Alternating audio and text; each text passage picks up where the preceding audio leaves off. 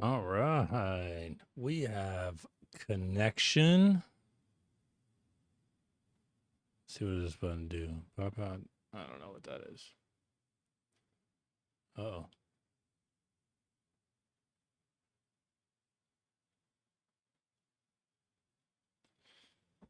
Welcome everybody. Bear with me while I get set up here. I am trying to make sure I got everything set up. Make sure you guys know where to find this.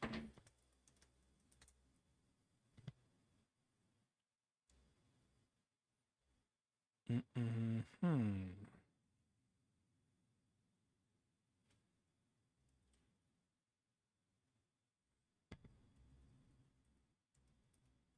All right.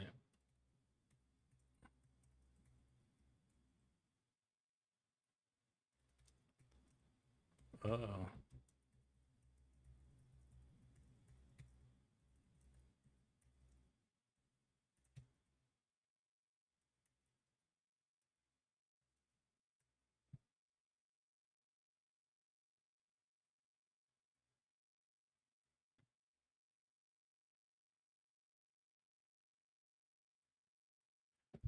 All right. Got that loaded up.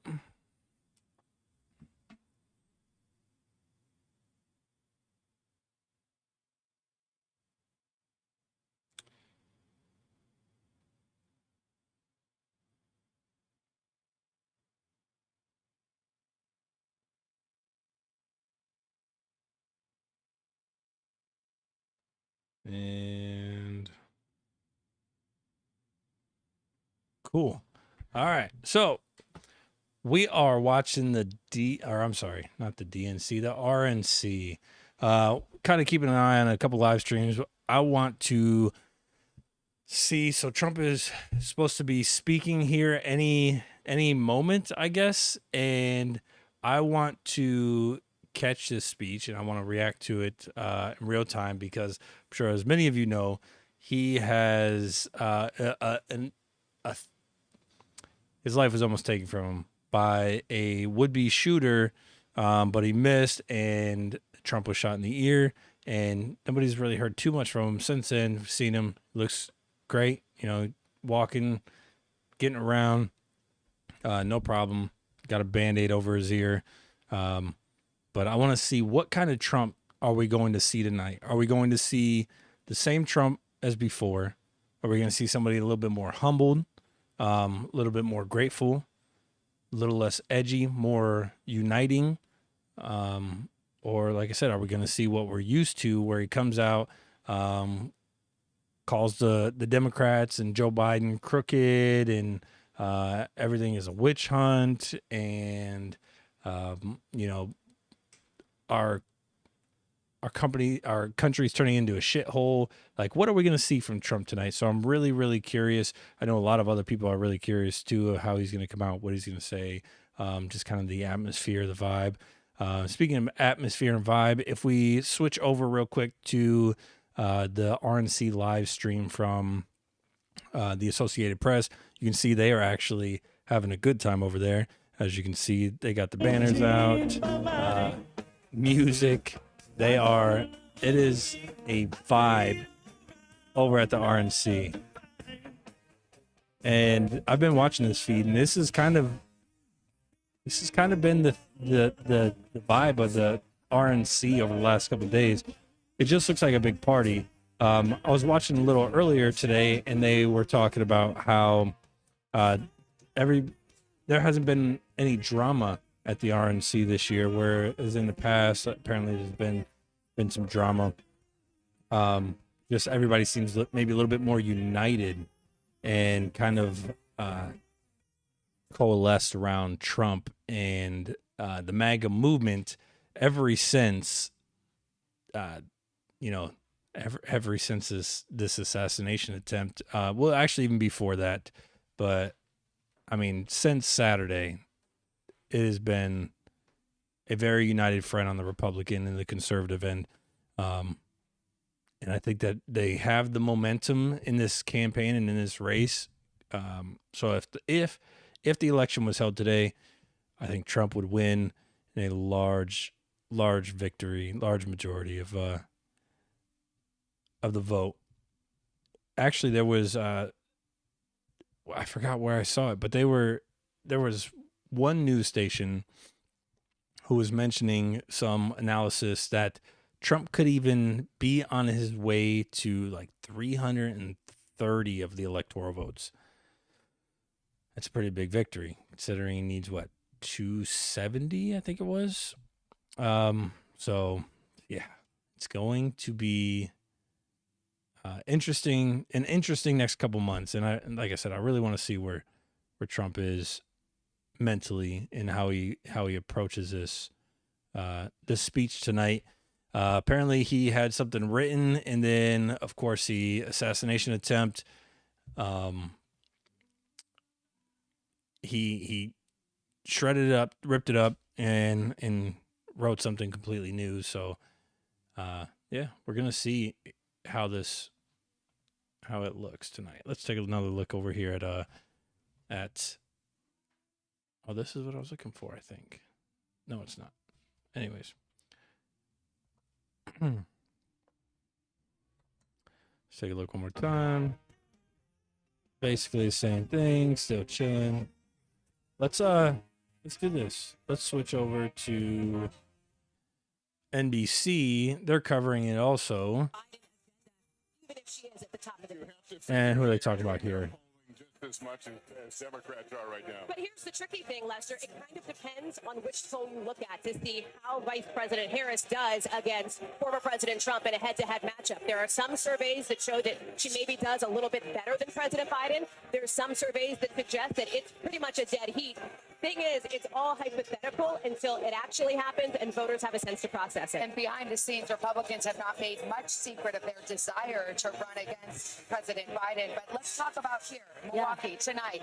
We're going to hear from President Trump, his first extended remarks since the attempt on his life. What are you expecting? Savannah, this is a huge moment for former President Trump, arguably the most important political speech of his lifetime. It's also a huge potential opportunity. Think about it this way.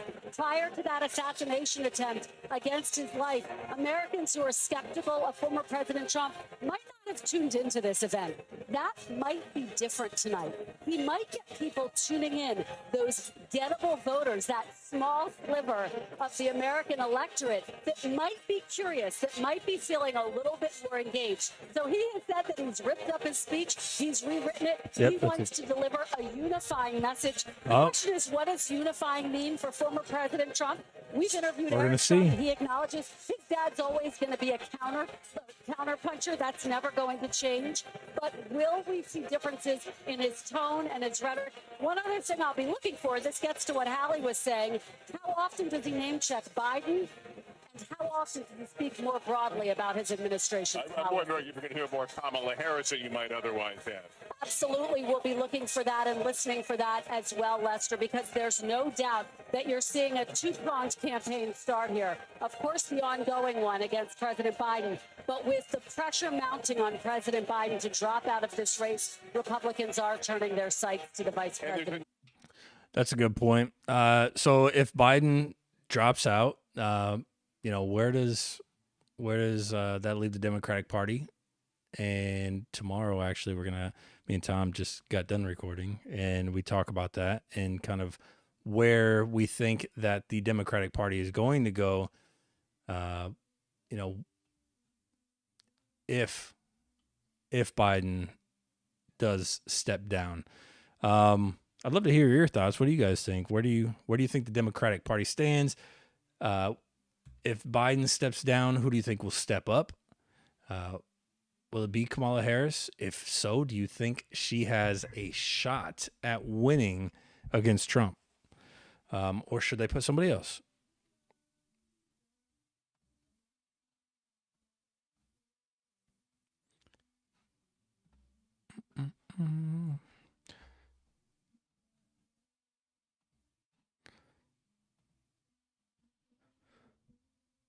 So I don't know if anybody has been following the assassination attempt, but on a 1 to 10 on like how bad you can mess up security protocol when you're trying to protect the president. I think the Secret Service did a solid 9.5. And the only reason I say that they didn't get a complete 10 is because Trump is still alive. I don't think they could have messed it up any worse than they did. And I thought the Secret Service was pretty thorough. I've heard of instances of where they had to go in and basically clear a place for a Trump to come and speak at. And from what I heard, they were very thorough. They checked every single room, checked vents. After the doors were locked and they checked everything, they stood guard and nobody was allowed back in the building until after the event the following day. So for them to mess that up, it's kind of odd, maybe even a little bit suspicious. But let's see what other coverages we have of the RNC. Let's just do a quick search and see what else is out there. I'm sure there are other news stations covering this. Let's see. We've already got AP. We've got NBC News. We've got let's see. Looks like the New York Post is covering it as well.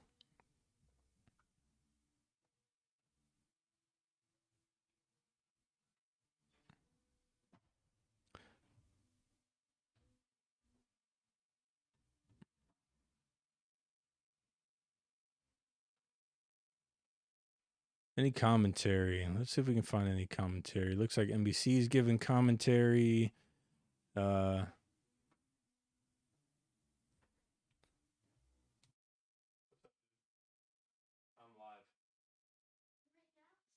Yeah. I know. Yes. All right. I'm just looking for some more coverage here. Looks like Washington Post.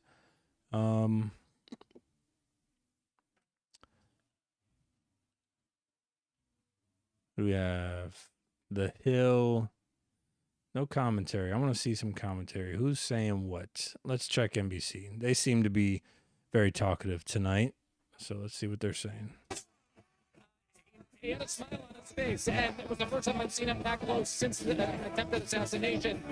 And he looked like normal President Trump. So he's on his way, we know, from there to his talks, out here to the stage. And it'll be a matter of moments before we know what his message to the nation is tonight. All right. Sounds like we're almost there. Sounds like we're almost there. It's almost time. Almost time. And we're going to keep surfing around until we see him actually walking out. But gosh, look at this. This is look at the party they're basically having over here at the RNC. Like every channel you go to and you look, hold on. Everybody is just enjoying themselves. Dancing. There's not one shot of them not dancing. Everybody is dancing. Holding signs, throwing up signs.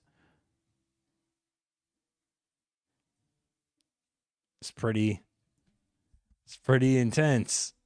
I can't believe everybody's so happy. I wonder if they're pumping that place full of oxygen. They got to be feeling good. Look at that. Everybody is dancing. Oh, that's wild to me.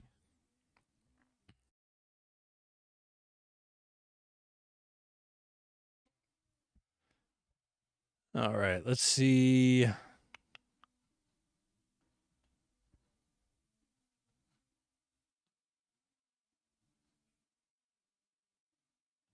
Oh, we have. That's some old stuff we were talking about earlier.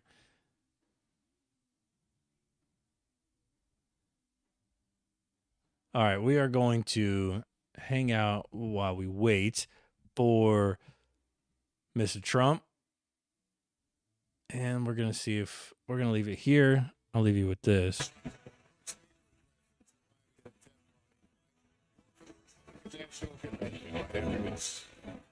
All right, so they're going to a break. Let's see.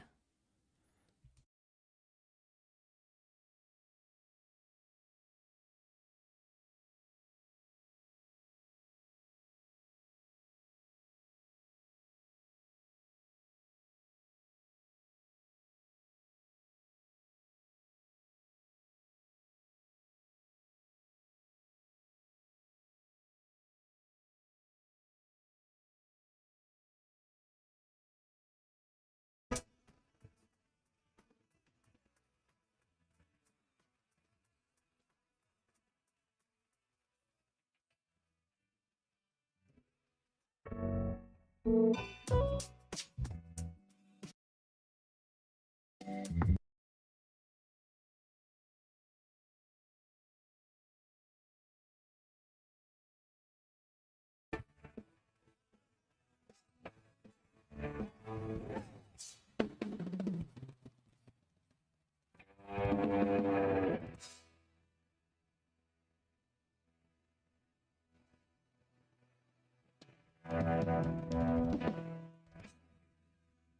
right, the song's over. We got. Oh, no, it's probably. What time is it? What time is he supposed to speak? Does anybody know?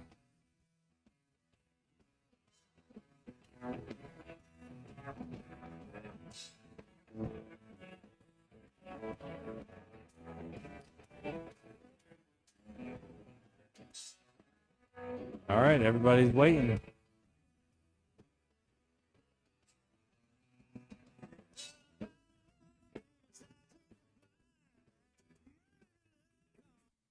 All right, you guys hang tight with me, and I will be right back. Let's okay.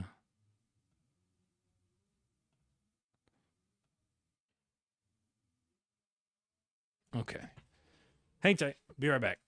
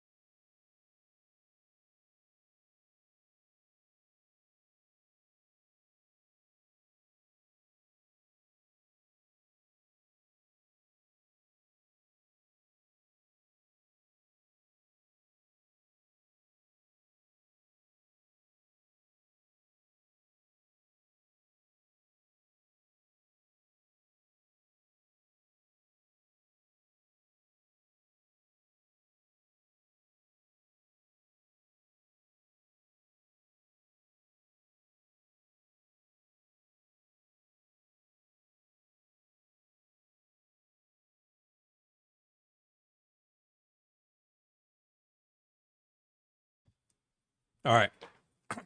Still waiting. Still waiting. Still waiting. Looks like nothing's happening. Nothing's changed. People still dancing. Come on, Trump. Where you at? So Trump's got street cred now. Let's see if we can pull up. Let me see here. I need to learn how to work all this better. Did anybody see the oh my gosh, look what Elon's sharing on his page. Oh, maybe not. I don't know how to do this. I don't have all my buttons set up, yo. Look at, that's supposed to be new. I don't know. I guess this is probably some AI re-envision X headquarters. It's pretty dope looking, not gonna lie. Anyhow,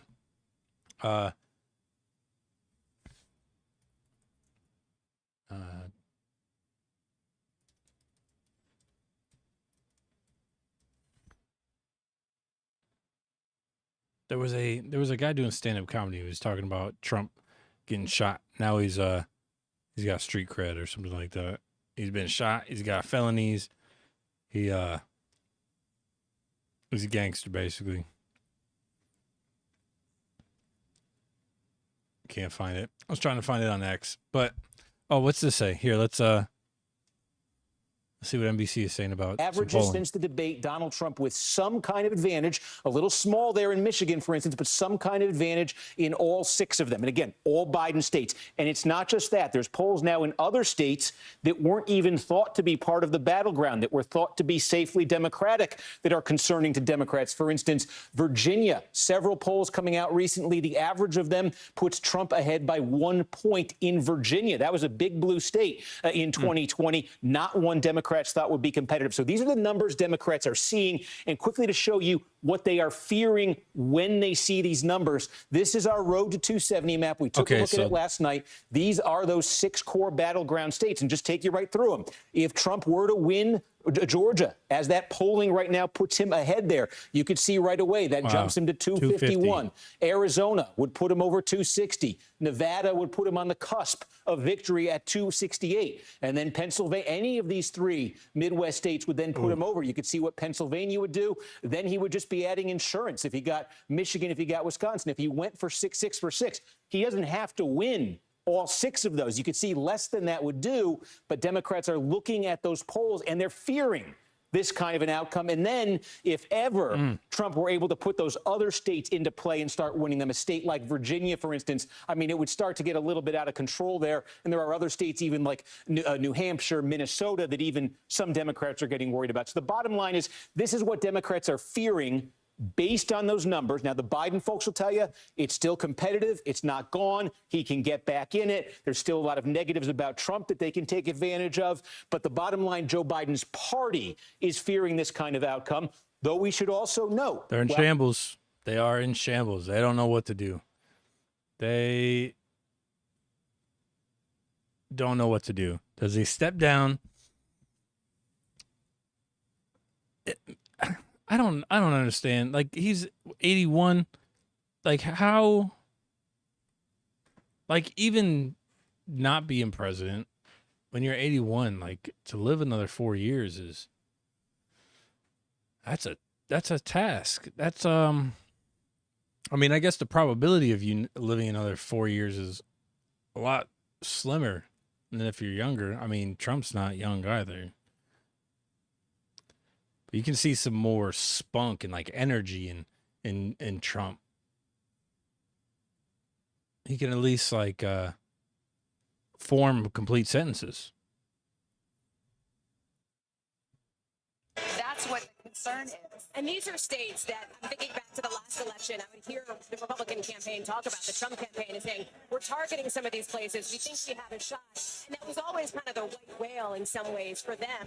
Now, giving you some insight into why there is that Democratic anxiety, it's exactly for that reason, that not only some of them believe if President Biden stays on the ticket, you could lose those battlegrounds that Steve could lay out, but maybe the map gets even worse. And what does this mean for down ballot races? What kind of a drag is this? Because remember, control of the Senate and House is at stake and at play in this election. So when it comes to Vice President Harris, you are seeing Republicans start to press the case against her as well, just in case it becomes a possibility. Which one of the Trump campaign manager's senior advisors today called her, for example, the gaslighter in chief, suggesting that she helped cover up President Biden's fitness for office, what Republicans see as his inability to do the job.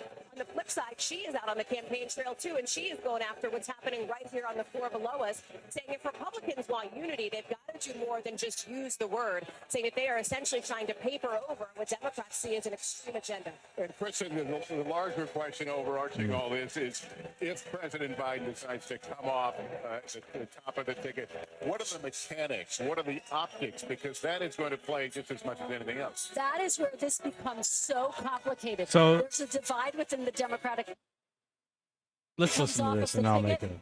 Should he endorse Vice President Harris? Should they hit the ground running with a pre-planned ticket? Or should there be a mini primary? I can tell you I've spoken to a number of Democrats who say, let's have that debate. Let's have an open primary. So Joe Biden being kind of thrown off this Democratic ticket has been mentioned, from what I've seen, for at least a year. And shout out to a YouTuber that I watch. He's a criminal defense attorney from Arizona. His name is Robert Govea. Check out his channel. Definitely worth a watch. He does great analysis on politics and legal, the legal workings within the political system. But he called this a long time ago. He said that, Joe Biden was mentally, man, that guy was getting it over there, was mentally not fit. And there was a big facade around him that, that he was perfectly fine. And, they're really trying to keep him shielded from the public and kind of guide him.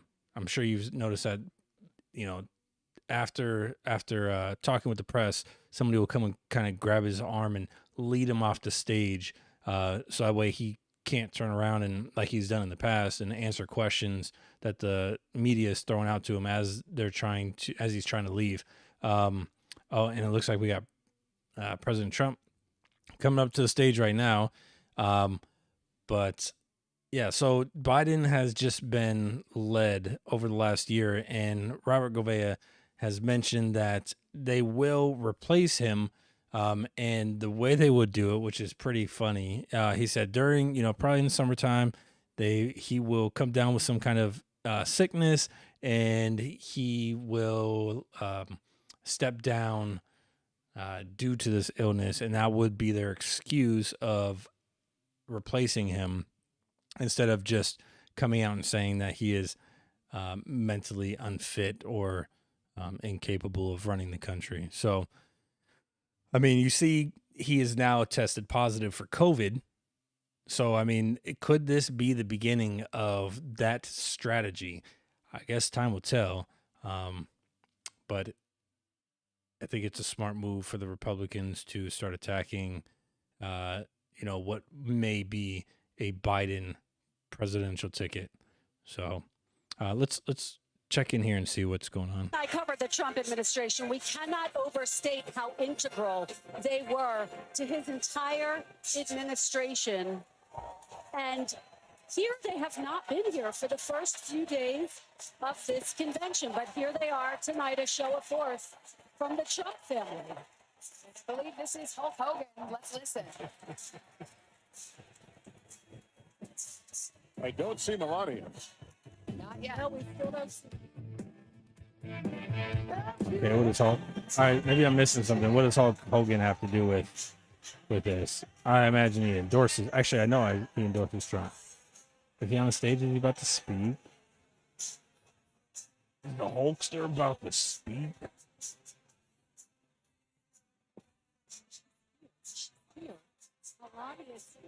Melania's here. You hear him saying that?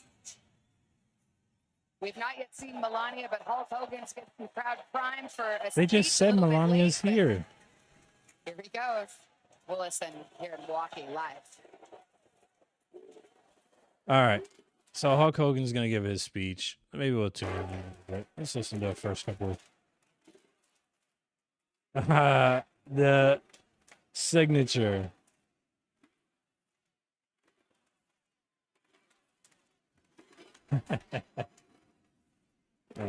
It's good to see Hulk Hogan. Well, let me tell you something, brother. Classic. You know something? When I came here tonight, there was so much energy in this room. I felt maybe I was in Madison Square Garden getting ready to win another world title. Or maybe I thought the vibe was so intense, the energy was so crazy, it felt like maybe I was gonna press that no good stinky giant over my head and slam him through the mat, brother. But what I found out was I was in a room full of real Americans, brother. I love the act that goes along with it. I mean, it just goes with the energy of the room. I mean, that's Come back together, one real American at a time, brother.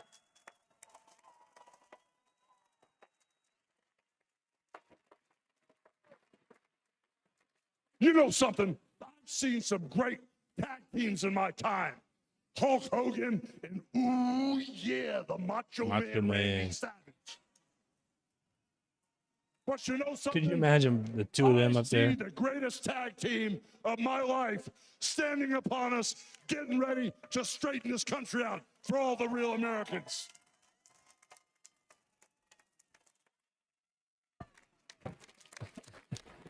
You know, even though you guys are real Americans, you better get ready. Because when Donald J. Trump becomes the president of the United States, all the real Americans are going to be nicknamed Trumpites. Because all the Trumpites are going to be running wild for 4 years. Trumpites? What does that even come from? Donald J. Trump and all Trumpites? the Trumpites running wild. America is going to get back on track. That's going to And be like Donald trending. J. Trump That's said, probably already America trending. is going to be great again. That's probably already trending on X. Trumpites. You know, That's when I sick. look out and I see all the real Americans, Give it 5 minutes. I We're think gonna check about it again. how Donald Trump, his family was compromised. When I look out there and I see I want to see. Let's see Trumpites. Let's see how long it takes for that to go. Let's see what is trending, right? So let's go look at so number one trending on X right now is MAGA and then Hulk Hogan. I'm waiting for Trumpites. But what is Hulk Hogan trending for? Just because he's there? I mean, he just got on stage. Kid Rock is there also. Hulk Hogan is a full-blown MAGA patriot now. Let's see what that is about.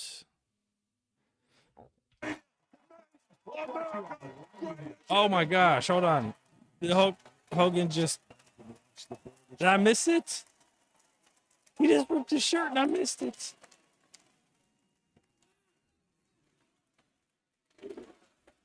Ah, I missed it.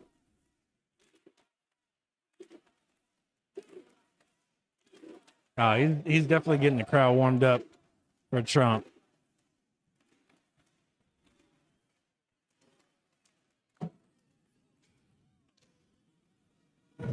I gotta say, Hulk Hogan. Trumpites. Hulk Hogan is Hulk Hogan, entertainment. But I just had to give you a little taste.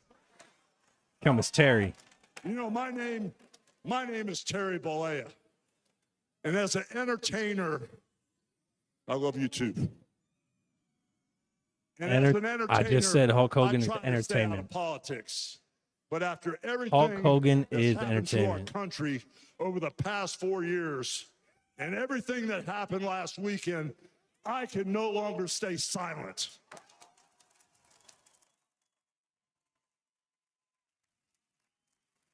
I'm Man. here tonight. So me and because I Tom want the Tom world actually to just know talked about this that Donald Trump when we were recording earlier. So I asked him if the assassination attempt has motivated people to vote for Donald Trump, and I say yes, because just like Hulk Hogan said, he tries to stay out of politics, but what he saw on Saturday You know, guys, propelled him to get involved because 35 years. Hold on a second. Hold on. I don't want to take any I don't want to put any words in his mouth, but he can't sit back and watch any longer. He has to get involved. I was up on stage. Donald Trump was sitting at ringside at the Trump Plaza, I was bleeding like a pig, and I won the world title right in front of Donald J. Trump. And you know something? He's going to win in November, and we're all going to be champions again when he wins.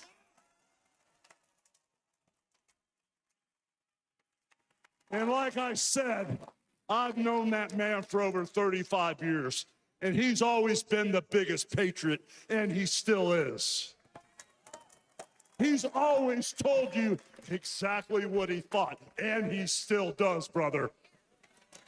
And no matter the odds, he always finds a way to win. And when he's back in our White House, America is going to start winning again.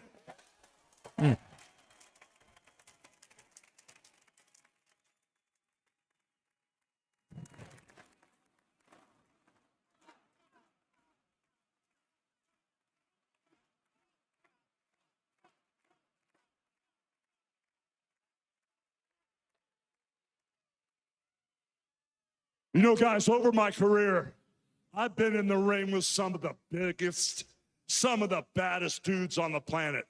And I've squared off against warriors, ooh yeah, savages. And I've even, like I said, body slammed giants in the middle of the ring.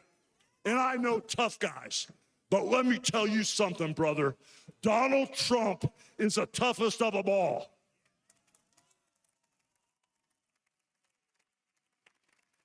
They've thrown everything at Donald Trump. All the investigations, the impeachments, the court cases, and he's still standing and kicking their butts.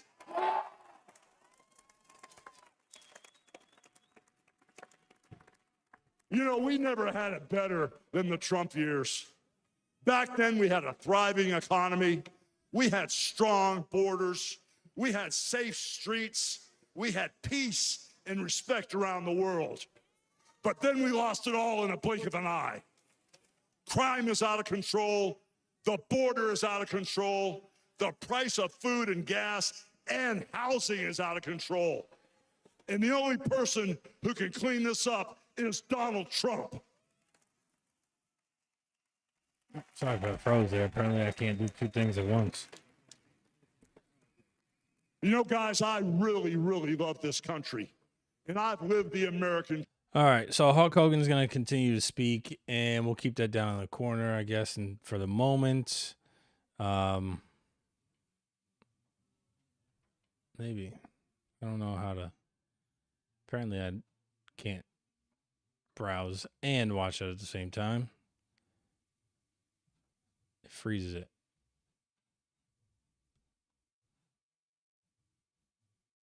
Maybe. Did I just fix it? I think I just fixed it. Let me see.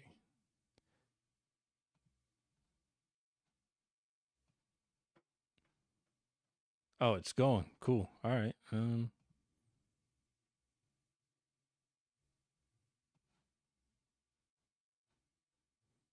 right. So we're gonna let Hulk Hogan do his thing, and we are going to attempt to look some stuff up here. All right, so Hulk Hogan is leaving the stage. So hopefully Trump will be next. Hopefully.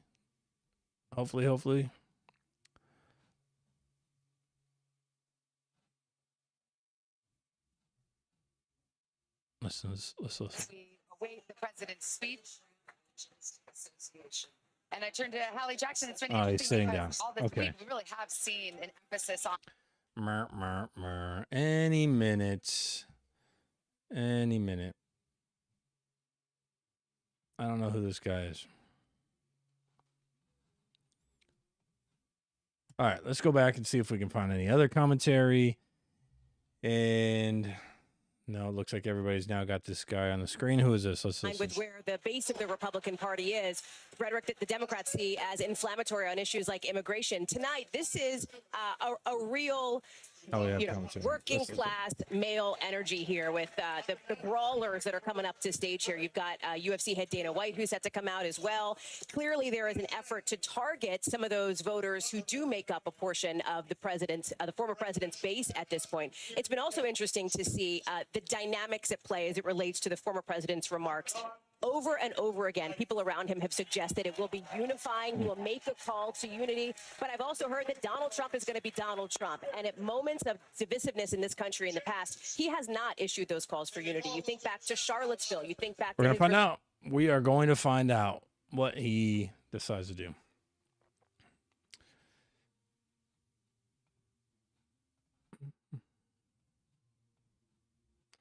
All right, let's see if Trumpites is trending yet. Let's go take a look on X. Trumpites. Oh, Hulk Hogan is definitely trending. See, I was hoping for Trump. Ah, there it is. I friggin' knew it. There it is. Trumpites. Trumpites. Trumpites going to be running wild. Trumpites running wild. Look at this picture. Look at this. This is hilarious. Let's zoom in. That is comical. All right. Let's see what else we got under Trumpites. Trumpites. Oh, is this him? Oh, I gotta see it. And they tried to kill the next president of the United States. Enough was enough. And I said, let Trumpomania run wild, brother. Let Trumpomania rule again. Let Trumpomania make America great again. That was great. Oh, When they took a shot yeah, let's watch it at my again. hero. Is it Trump on the front? They tried to kill the next president of the United States. What is this? Real, man. Was enough. And I said, let Trumpomania run wild, brother. Let Trumpomania rule again. Let Trumpomania make Oh, America my gosh. great again. Hilarious. Entertainment. That is Hulk Hogan. All right.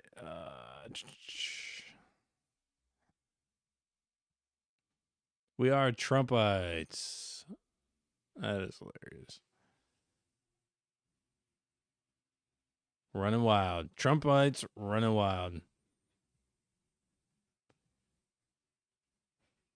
Looks like they're in a prayer.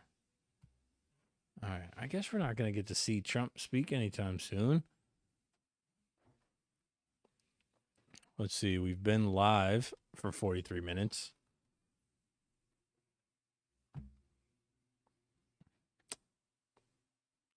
And a commercial, some prayer.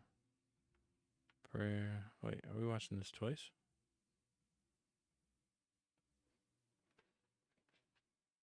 AP. So it looks like the AP and New York Post are on the same feed. So we'll just close that one.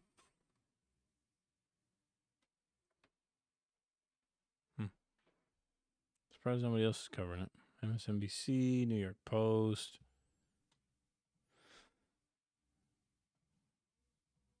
Trending. Let's go back here and see what everybody's saying. Hulkster.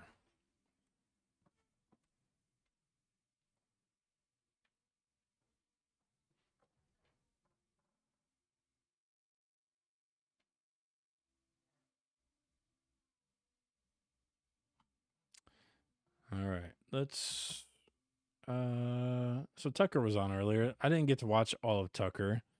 Let's catch some highlights. Tucker knocked it out. So this is from I Am Miles Cheong. Knocked it out of the park. The speech, the RNC. That's 10 minutes. I don't think we need to see that whole thing. Fox News being forced to carry Tucker during. Oh, yeah, that's ironic, isn't it? Tucker is the GOAT. On the attempt, everything was different after that moment. Let's see what he has to say about that. watched the video of what happened in Butler, Pennsylvania about 50 times. I think I was one of about 8 billion people around the world who watched it. And the more I watched it, the more it struck me that everything was different after that moment. Everything. And this convention is different.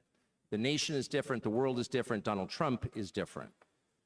When he stood up after being shot in the face, bloodied, and put his hand up, I thought at that moment, that was a transformation. This was no longer a man. Well, I think it was divine intervention. But the effect that it had on Donald Trump, he was no longer just a political party's nominee or a former president or a future president. This was the leader of a nation. And I watched the video of what happened in Butler, Pennsylvania. All right. We'll see. We're gonna see if he's changed, right? I'm really curious how he's gonna come out. I will say, whenever I first heard that he had been shot, I didn't believe it. I thought I was being trolled until I look online, and that's the only thing that's been being posted. And when I saw that it was actually trending, I got a knot in my stomach. I wasn't upset I was more scared, nervous for the country, really, more than anything, because I know that it is a very divided country right now and very hot temperatured, to say the least. But I was really worried that this was going to send us into a civil war, which I don't want to see that. Definitely don't want to see that. I think it would be a very dark time for a lot of people, for the majority of the country, if that were to happen. You wouldn't know who to trust. You don't know if you can trust your neighbor at that point, right?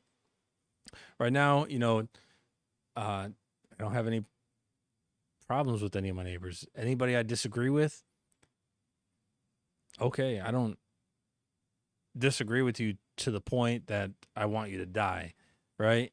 But if we were in a civil war, I couldn't trust that my neighbor would think the same thing. It would be a scary time to live in. Yeah, I don't know. I think it's just, to me, it would be like living in the same house, being forced to live in the same house as somebody who may or may not want you dead, but you're not sure. As sketch as hell. I don't think anybody wants to live in a civil war. Let's check comments. Let's see if anybody's commented anything. I don't know that anybody has. No, I think we've only got a couple views, which is cool. But let's take a look here and see what Donald Trump's son is saying.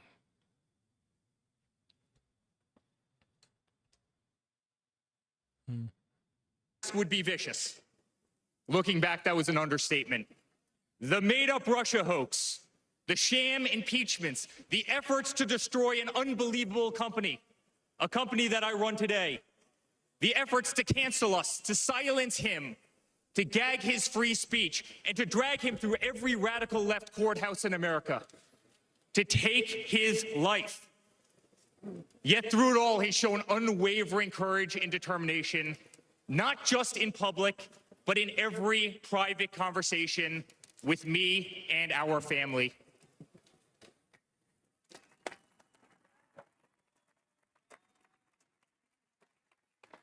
He stood tall, fueled not by personal ambition, but by a profound love for this country and a love for all of you, the American people. That man is my father.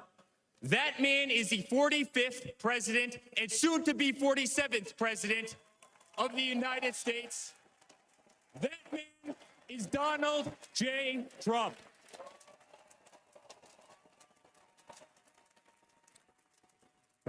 So I'm curious how the contrast is going to be if Biden remains as the candidate for the Democrats. So right now on the East Coast, it is 9:48 p.m. and you have Donald Trump at this convention and he's up. He's aware. He's awake. He's seems alert. He's paying attention to speakers. He's engaging with what I believe is probably his granddaughter right there, or I imagine, I don't know. But with the contrast in Biden on he says he doesn't want any events after I think 8 p.m. So I mean, he did do the debate, which was, I believe, after 8 p.m. But I don't know that they would have Biden out here like this for the DNC. We're going to see. I mean, that starts next month. So I would definitely try to cover that as well. But I don't see Biden sitting out here at 10 p.m. Well, I guess in all fairness, in Mountain Time, it's only 7 something. So that's fair, I guess. It's still not Biden's bedtime yet there. He did so during a time when businesses were turning away from the city he loved. Crime was rampant. The streets were dirty, but he had the Midas touch, and he turned those streets and neighborhoods into gold. He faced every challenge with tremendous vision and grit. As he did during the 2016 election, he rolled up his sleeves. He remained unapologetic. He did not care to be politically correct.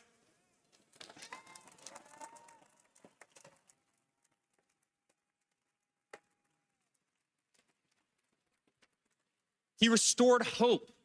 He restored a voice to millions of Americans who had been ignored. He restored the American dream. Under my father's leadership, the economy climbed to record heights. Jobs were created at an unthinkable pace. Unemployment reached historic lows across all demographics. Wage growth soared. He cut taxes for hardworking families and businesses. He slashed regulations. We saw the greatest 401k increase in American history. Not gonna lie, my 401k looked pretty nice back then. People bought their first homes in an environment that saw 2 to 3% interest rates. Yeah. They started their That was families. nice. My father made the United States energy independent with the lowest gas prices in decades.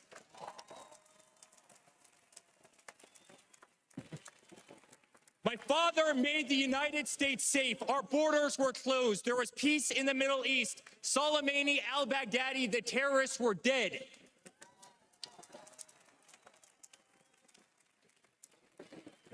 My father made the United States respected again, with the courage to walk into countries like North Korea, with the courage to impose tariffs on China, and with the courage to tear up trade deals that cost Americans their jobs.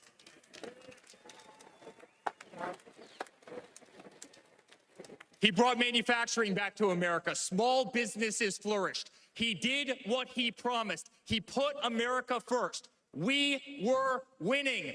Donald Trump made America great again.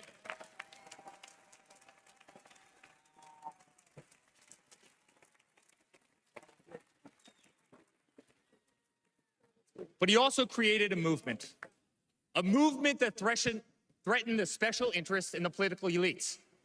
A movement that cast a bright light on the institutions weaponized against the American people. You see it in our schools. God bless the moms who fought back.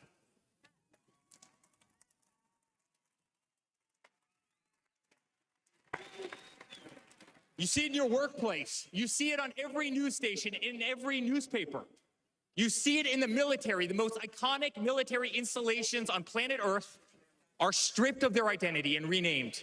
Fort Bragg, Benning, Fort Hood. You see it in Hollywood. You see it in our two-tier judicial system. They don't even hide it anymore. My father has been censored. The former president ripped off Twitter, Instagram, and Facebook while terrorist organizations remain intact. My father has been persecuted, targeted by far-left Democrats funded by special interest groups and hand-picked judges. My father has been pulled off the ballots of states, radical justices attempting to defy the will of millions of Americans who adore who he is and what he stands for. Man, Trump has My father even became the been trying to assassin who almost they have been trying to killed America's derail single Trump greatest hope since for our 2015. future. This man has been fighting for The 9 swamp is years. terrified of this incredible movement. And I remember whenever terrified of Trump it. first started running, They're terrified of you. And the there were millions of people watching virtually us on TV right now. zero They've tried conservatives. everything to keep him from Well, you, everything virtually, I say to virtually. destroy his legacy, Conservatives or destroy his Republicans that family. would back They him. have failed, and they Even have throughout his failed. presidency, I mean, he had a lot of pushback from the Republicans. So it's really weird and really odd to see so many people behind him at this moment. I love my Florida delegation. Who right here. somebody just mentioned it, that there was we just watched the Tucker video, right? Tucker said he sees like that was a moment that changed a lot, that assassination attempt. So many people have thrown their support behind him. That is crazy. It is absolutely crazy. Like I said, if the election was today, right at this moment, I think Trump would win. Huge. Coerced, people who have never signed the front of a check and who have been dependent on the government their entire adult lives.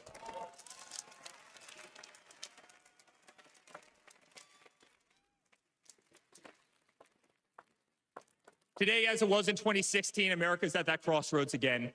Energy prices are soaring. Interest rates are crippling. Everything is unaffordable. The U.S. dollar has been diminished. Inflation has made it impossible for Americans to live, to save for their future. Our infrastructure is crumbling. Our border is out of control. Millions are dead and displaced in Russia and Ukraine, a war that has no end and a war that we are funding. The Middle East has become a hornet's nest. Our greatest ally, Israel, totally under siege. Fentanyl is killing our youth and destroying families, while the current administration stands idly by, hoping their inaction will import illegal votes. Crime terrorizes our cities and our suburbs as far-left policies handcuff police. Male athletes, guys my height, 6'5", are swimming in women's sports. All right, let's see if we can find any commentary. The dreams of young girls who have trained every minute of their lives. We no longer trust our elections. We no longer trust our judicial system. And we no longer believe that our government is working in our best interest.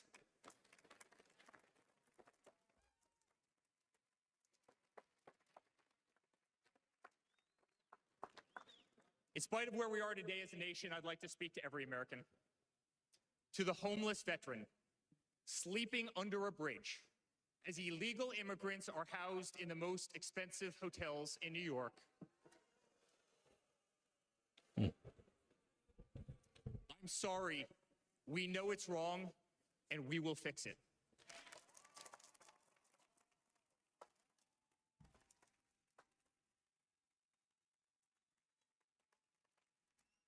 To the single mother who can no longer afford her rent, afford groceries, and has been forced to work 3 jobs, I'm sorry.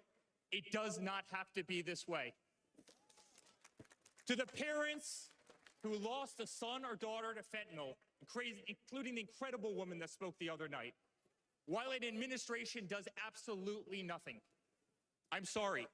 Your government can do so much better, and it will.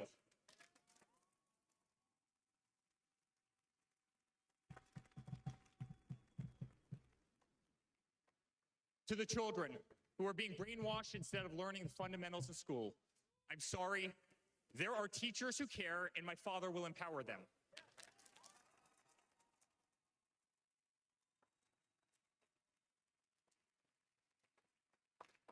To the law enforcement officers, our brave Border Patrol, Secret Service agents who work every single day to protect our communities, knowing damn well that the system will throw you under the bus. I'm sorry. We will stand behind you.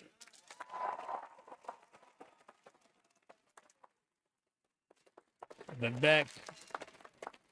Should have been the VP, in my opinion.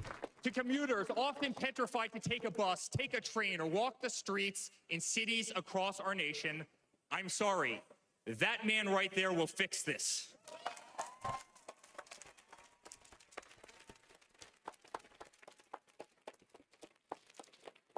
To the construction workers, to the middle-class families, to the families with children with disabilities, families who can no longer afford medical benefits or to take a vacation, I'm sorry. We will make America great again.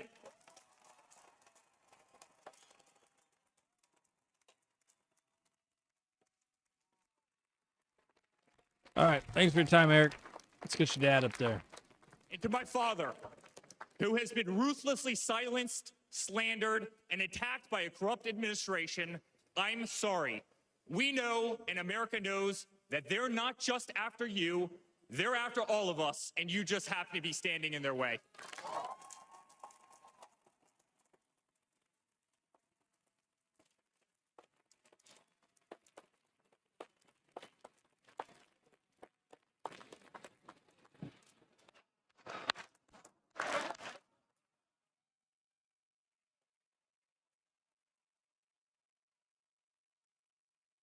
For all Americans watching tonight, the greatest retribution will be our success.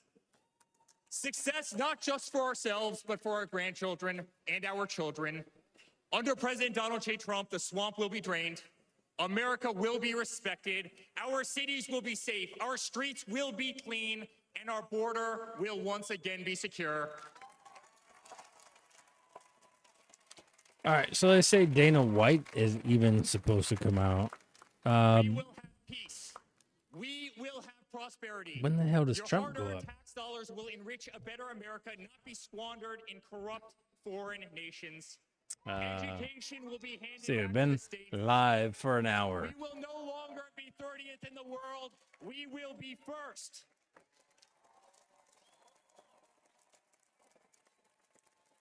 Mwah, mwah, mwah.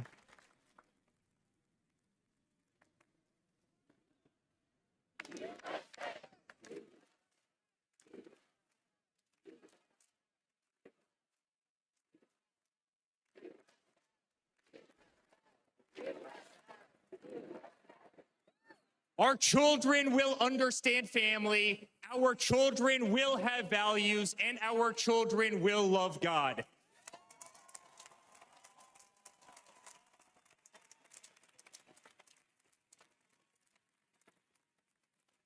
Our country will prioritize free speech, respect freedom of religion, and honor our Constitution.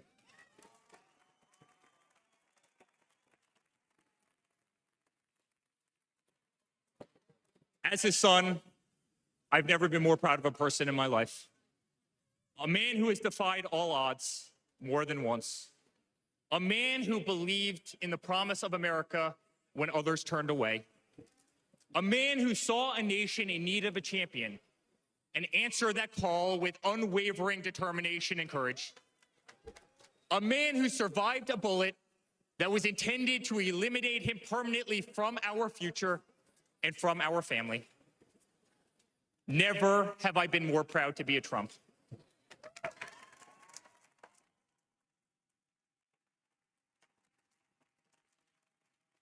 The little girl looks so ready to go. Never have I been more proud to stand by my father's side. I remain incredibly honored to be part of this journey, a journey with all of you. A journey to save the greatest country on earth. A journey with the most incredible people I have ever met. It's okay. She's young and she's ready to go. Dad, 5 days ago, Laura, Luke, Carolina, and I held our breath as we saw blood pour across your face. By the grace of God, divine intervention, and your guardian angels above, you survived.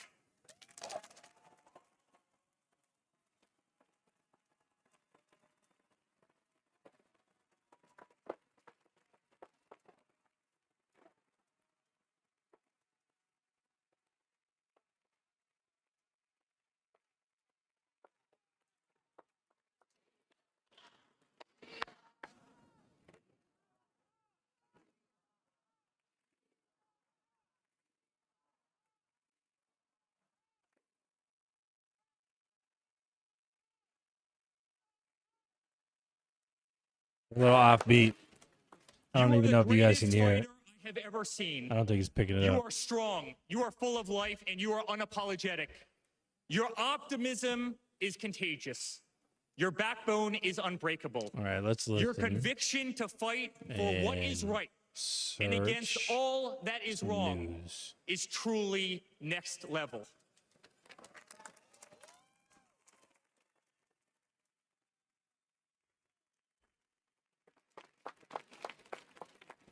The whole world saw your strength as you stood up.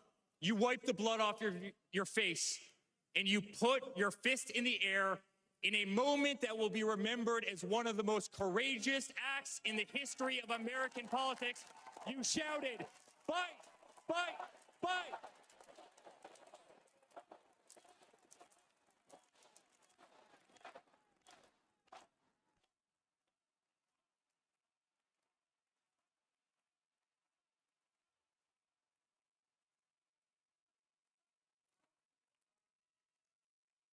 I'm honored to be your son.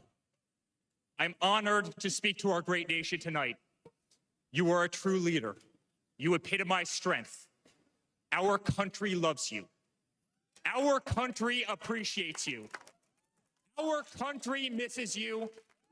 And on November 5th, our country will re-elect you as the 47th President of the United States of America. Good night, Milwaukee. God bless you all. All right, and that was Eric Trump. Oof. Now that's over with. Oh, look at those teleprompters. They just retract into the floor. That's some friggin' production shit right there. That's pretty cool. All right. Now let's go see what people have to say. See what this is. They're going to talk about that. Nothing happening here. Some music. NBC seems to have all, like, they're filling all the time. I like it. It's just so interesting because they really have been trying to have The this mic sort of sucked, though. softer, image of Donald Trump. But last night and tonight, it's John Jr. and Eric Trump who have really brought out those grievance issues that Donald Trump talks about all the time in the rallies. We hadn't heard that much about, but he brought up, we don't trust our elections, said his father has been persecuted and prosecuted, kind of bring up all of those greatest hits to the crowd, which this crowd loves it. The question is, how it's received by the audience watching at home. And that's the big question. Now, the audience back at home is going to wait for the big show and Donald Trump's speech. But it's so notable because his son, Don Jr. and Eric Trump, That's sort what of we're took waiting on for. the role of the attack dog, what we typically see of the vice presidential nominee.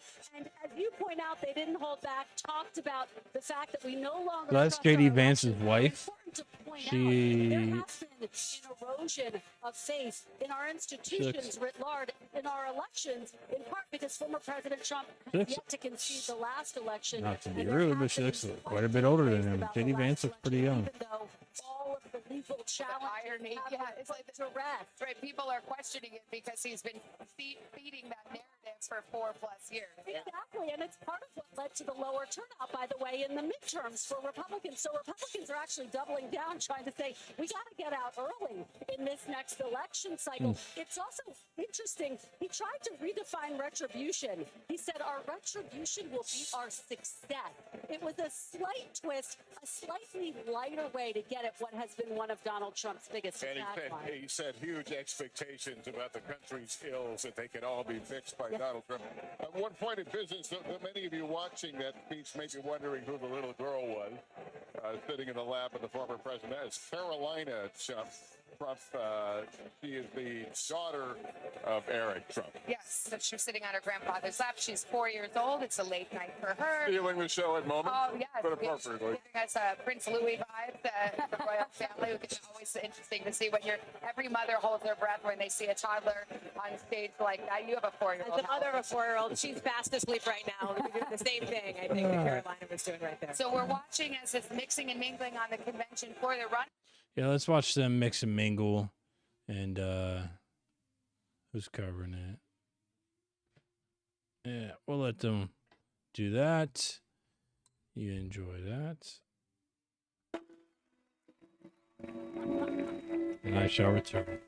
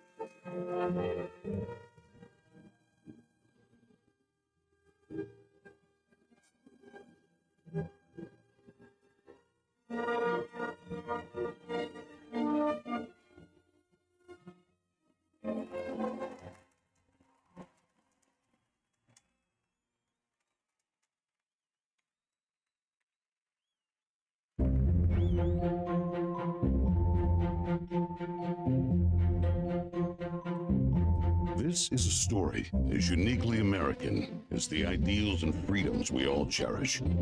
A story of a life dedicated to dreaming big. A story about giving back to the people in his beloved city. But most of all, this is a story about putting his country first. And it's a story best told in pictures. Young and confident, Donald Trump wasn't afraid to think big and build even bigger. He left his mark on the New York skyline that greeted visitors from around the world. But he wasn't just an American entrepreneur. He became a folk hero. Celebrities and sports stars wanted to be seen with him. Politicians sought his approval. And New Yorkers just loved him. And he loved them back. And he gave back. Just one example, saving the Woolman skating rink. The Woolman skating rink in Central Park is open again. The city spent nearly 6 years and $12 million trying to fix it. And then to the rescue, developer Donald Trump. As Tracy Egan tells us now, he accomplished in 3.5 months what the city couldn't do in 6 years. Donald, you performed a great public service. There was no denying that Donald Trump was the toast of the town, but he was also something even more important, a patriotic American. And like many others, he was becoming increasingly troubled by the direction of our country. Because I really am tired of seeing what's happening with this country, how we're really making other people live like kings, and we're not. You've said, though, that if you did run for president, you believe you'd win. Well, I don't know. I think I'd win. I tell you what, I wouldn't go in to lose. I've never gone into losing my life. And if I did decide to do it, I think I'd be inclined. I would say that I would have a hell of a chance of winning, because I think people, I don't know how your audience feels, but I think people are tired of seeing the United States ripped off. But who would ever run for president and leave such a glamorous life? Appearances in movies, best-selling books, a widely popular TV show. But for Donald J. Trump, the calling to save his country was even stronger. The mission, more important. The number of Americans being left behind, too large. And so, in Donald Trump fashion, he announced he was running for president, in it to win. And he did. Interesting little story, huh? From his first day in office, the Washington All right, let's not politicians play this whole learned thing so I something don't about get President Trump. banned off here, kicked off. Let's see. Oh, everybody's playing it apparently. Well, let's listen. And it led to higher take-home pay for working families. Unfortunately, today, taxes are up and incomes down. The politicians just never learn. Next for President Trump, secure our border. Check. Miles and miles of wall built. ISIS and other terrorists deterred. But now, we have the Barney Fife of border security. Jesus.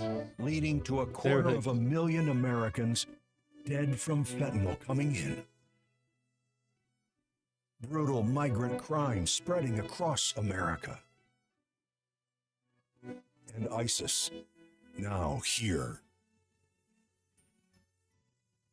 President Trump promised he'd keep America out of endless wars. Welcome words to the families of our young men and women who serve. So I'm hoping this is the lead up to him coming out. Promise kept.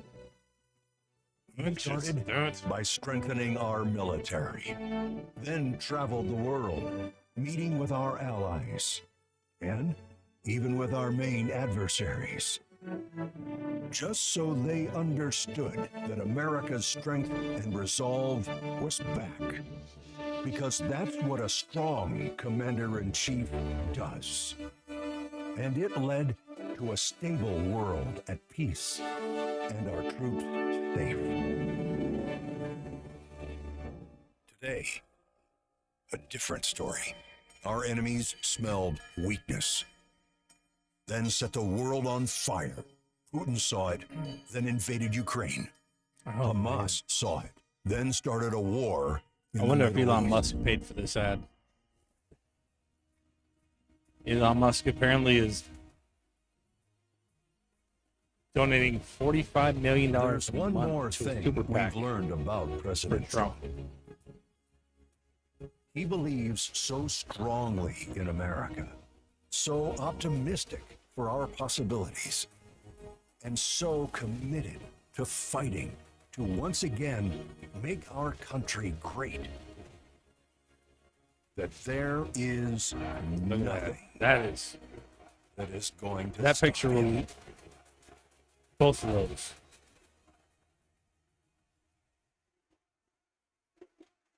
Those will be in. I don't really have books like they used to, but history books. Ladies and gentlemen, please welcome Kid Rock. Oh, Jesus. All right.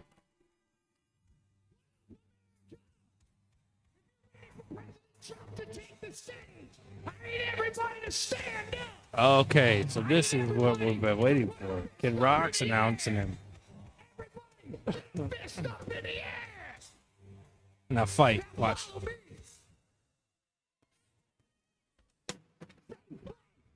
I fucking called it. I called it.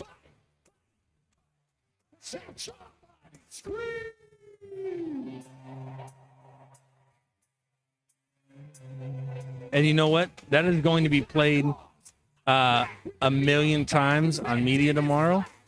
And the media is going to say that the Republicans at the RNC are instigating violence because they put their fist in the air and they yelled, "Fight!" They're instigating violence. Get ready for it. Still, they only want to see us fry. I guess because only God knows why. Why? They call me cowboy. I'm the singer of black. Dog this city, yeah. Let me see where you're at. Say fight. Say fight.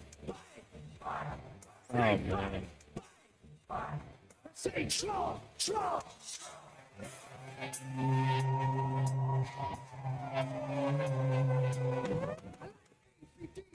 CC top, we'll see this species in the kings of rock. Skinner, Cedar, Lip, Corn, Stone. What if he cracks a Bud Light at the end of this? That would be hilarious. He was caught drinking Bud Light after his whole boycott of it. Boy bands and trash. Johnny Cat and Grandmaster Flash. Flash. Boy, singer with black. Your fist in the air. That's a crazy belt buckle. Look at that belt buckle. Oh, look at that thing. Remember, I used to have wild belt buckles like that. Skulls on it. Ooh. That was interesting.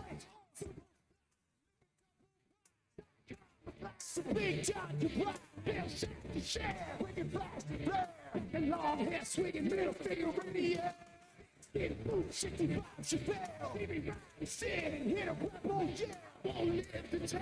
So if you do, rock for freedom and rock for truth. Who knew? Blow like Oklahoma, Florida, Georgia, Arizona, smell the aroma. What is he at? No station here, cause Trump's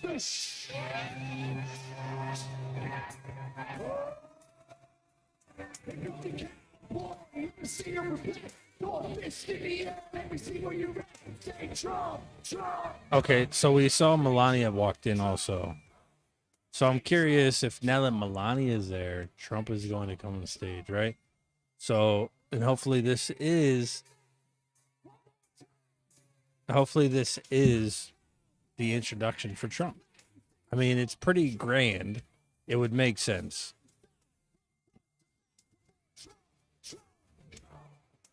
Detroit City back on the map. We say Trump, Trump. This is where I'm at. Ladies and gentlemen, get ready for the most patriotic American badass on earth, President Donald J. Trump. But first, another American badass, my brother, Dana White. God bless America.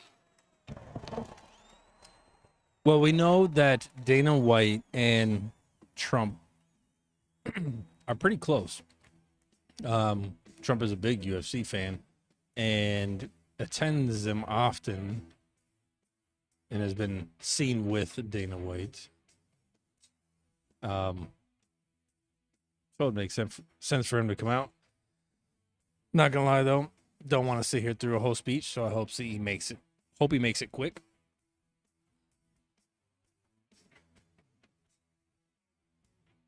And obviously it's not, because he's not even on stage yet.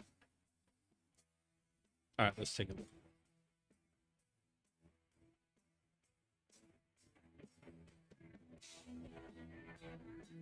So over here on the Hill, we got JD Vance and his wife, kids. Okay, we're a little behind, aren't we? So.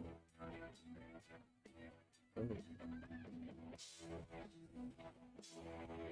Sorry, forgot how to work YouTube apparently.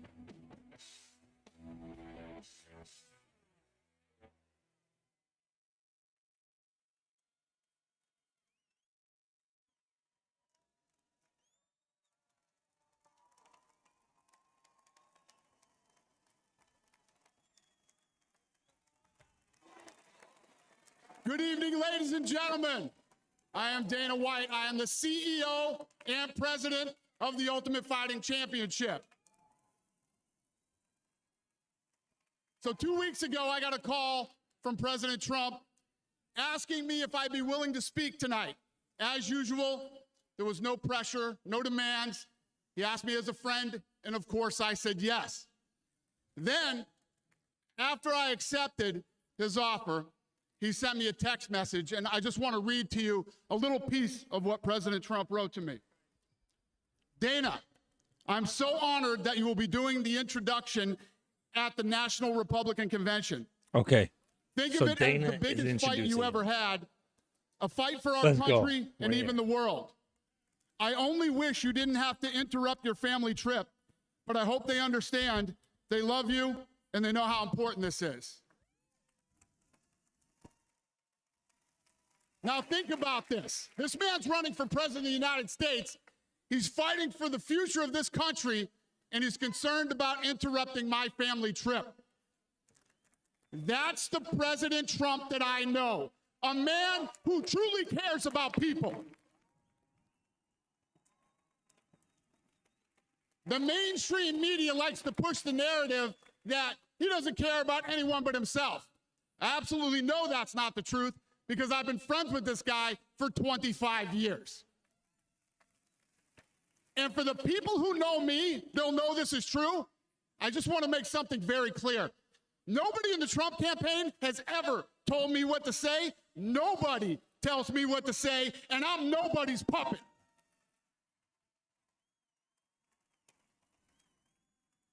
And I'm not telling you what to think. I'm telling you what I know. And I know President Trump. I know President Trump is a fighter. I've been saying this since 2015. Now look at what's happened over the last 10 years. We have all seen it with our own eyes. I'm in the tough guy business. Yeah, I just said that to Tom, toughest, most resilient human being that I've ever met 9 in my life. years this guy has been under the Mistakes, microscope of the fights, media. And this guy never, ever gives up. So what's at stake here? The answer is in President Trump's text, and I quote, "A fight for our country."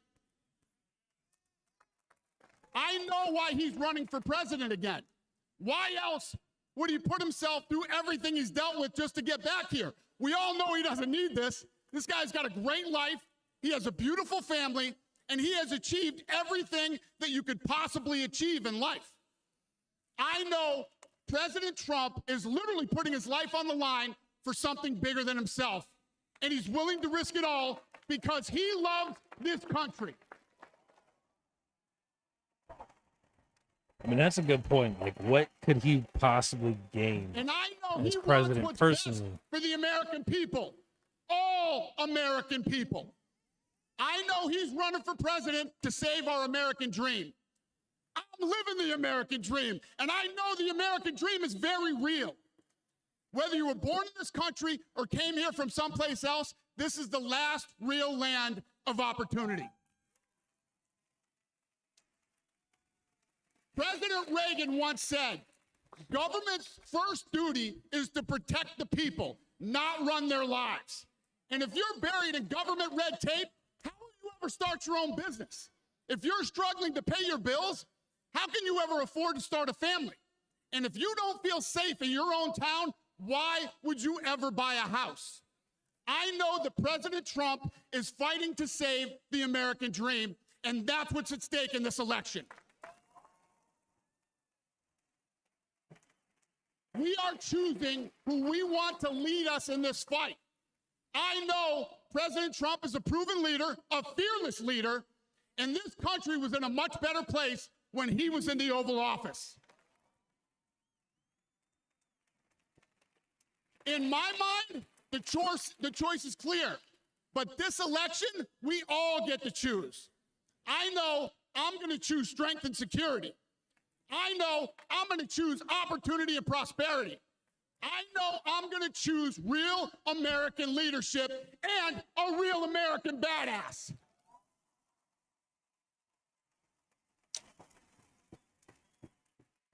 Dana White is easier to listen to than Eric Trump. Not gonna lie. I'm telling you what I know. I know America needs a strong leader, and the world needs a strong America. I know Donald J. Trump is the best choice for president of the United States. My fellow Americans, it is my honor to introduce the 45th. There we go. 47th president of the United States, Donald J. Trump. Let's see what we got. That's what we're here for. What are they going to play? Are they going to play 50 Cent, Many Men? If they do, I'm calling Tom right away. Oh, they're going soft. They're going to pick it up. Oh, he's proud to be an American. If tomorrow all the things were gone, I'd worked for all my life. And I had to start again, just my children and my wife. Thank my lucky stars to be living here today, 'cause our flag still stands for freedom, and they can't take that away.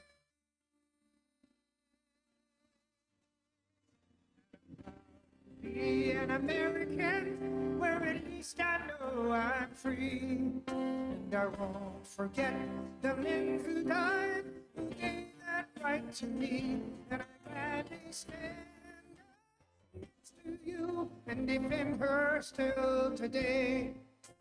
There ain't no doubt. All right, so here we are, right? Trump's about to come out. Lights are dimming. Check it. Hold on.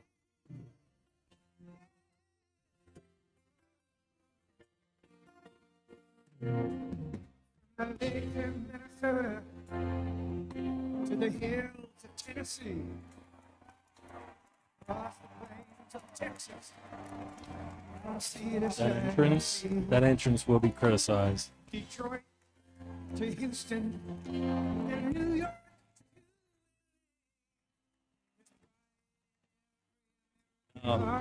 It's time to stand and say,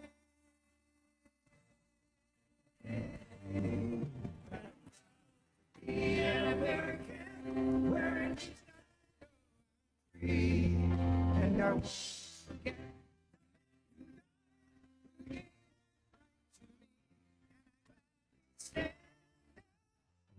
You and defend her still today. What's Trump are we gonna have? God bless her, you bless it.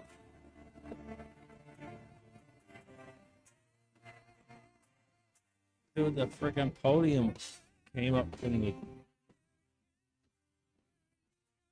I was impressed with the teleprompter.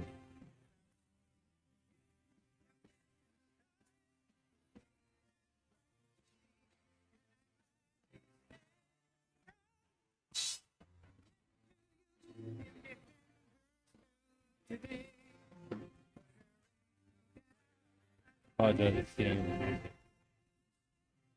Change my audio settings. I'm doing that. Plus, it's copyright stricken.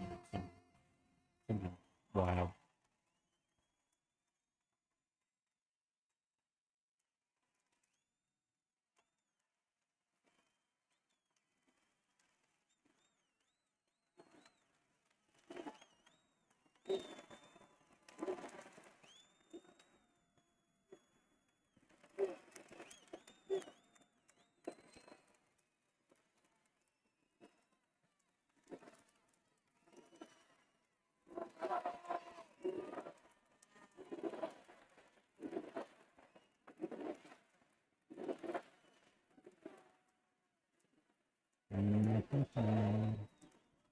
Thank you very much.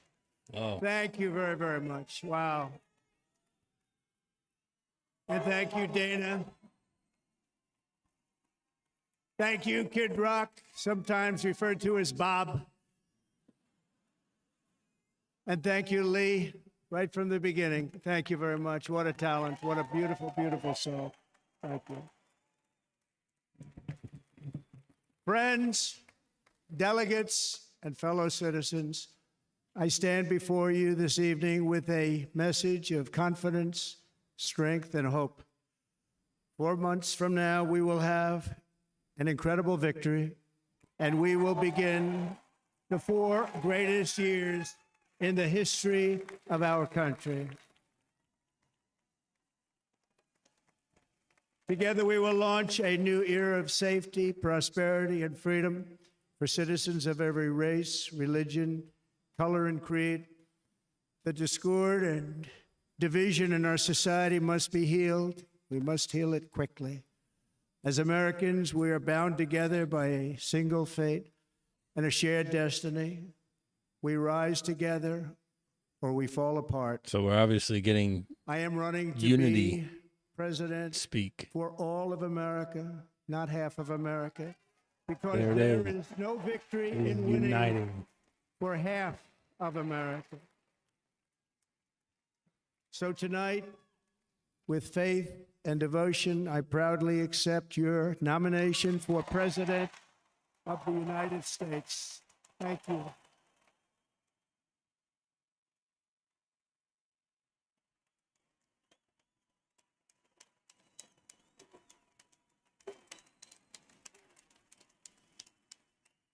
Yep. Unifying. I knew that was going to be the message. You have to. Can't come out and turn up the heat after you just got somebody just tried to buck you. That'll be a for sure way to either start a war or lose a whole lot of support. Probably both.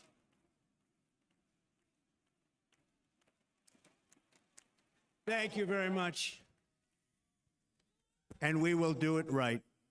Gonna do it right.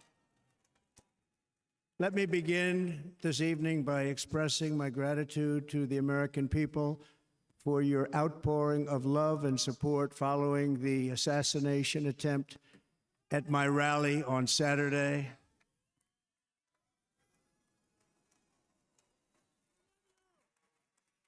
As you already know, the assassin's bullet came within a quarter of an inch of taking my life. So many people have asked me, what happened? Tell us what happened, please.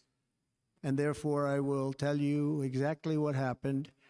And you'll never hear it from me a second time because it's actually too painful to tell.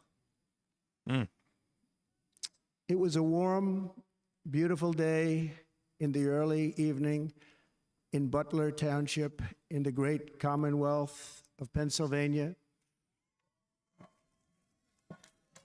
Music was loudly playing, and the campaign was doing really well. I went to the stage, and the crowd was cheering wildly. Everybody was happy.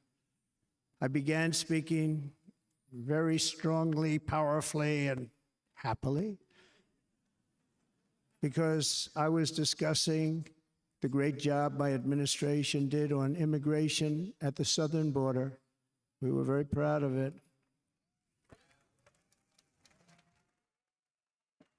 So behind me and to the right was a large screen that was displaying a chart of border crossings under my leadership.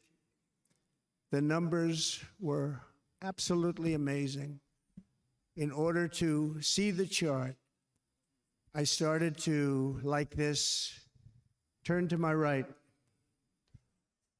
and was So you've seen the video. ready to begin a little bit further turn, which I'm very lucky I didn't do, when I heard a loud whizzing sound and felt something hit me really, really hard on my right ear. I said to myself, wow, what was that? It can only be a bullet. And moved my right hand to So my ear, brought it down. he had a My call hand with was covered RFK, just absolutely. and he's blood described it all over the as place. the world's largest I mosquito. immediately knew it was It's pretty very funny. serious, that we were under attack, and in one movement proceeded to drop to the ground. Bullets were continuing to fly as very brave Secret Service agents rushed to the stage, and they really did. They rushed to the stage. That is an award-winning image, in my opinion. I bet you that guy that got that photo is rich right now. These are great people at great 100%. risk, I will tell you, and pounced on top of me so that I would be protected. There was blood pouring everywhere, and yet in a certain way, I felt very safe because I had God on my side. I felt that.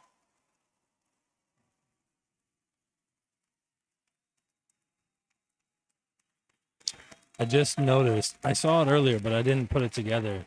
So you can't see my mouse, but right in like the amazing left thing is third, that left side prior of to the the stage, shot, there's a if I firefighter had not uniform. moved my head at that very last instant, the assassin's bullet would have perfectly hit its mark, and I would not be here tonight. We would not be together.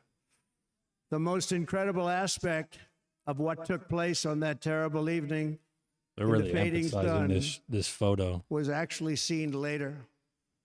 In almost all cases, as you probably know, and when even a single bullet is fired, just a single bullet, and we had many bullets that were being fired, crowds run for the exits or stampede, but not in this case. It's very unusual.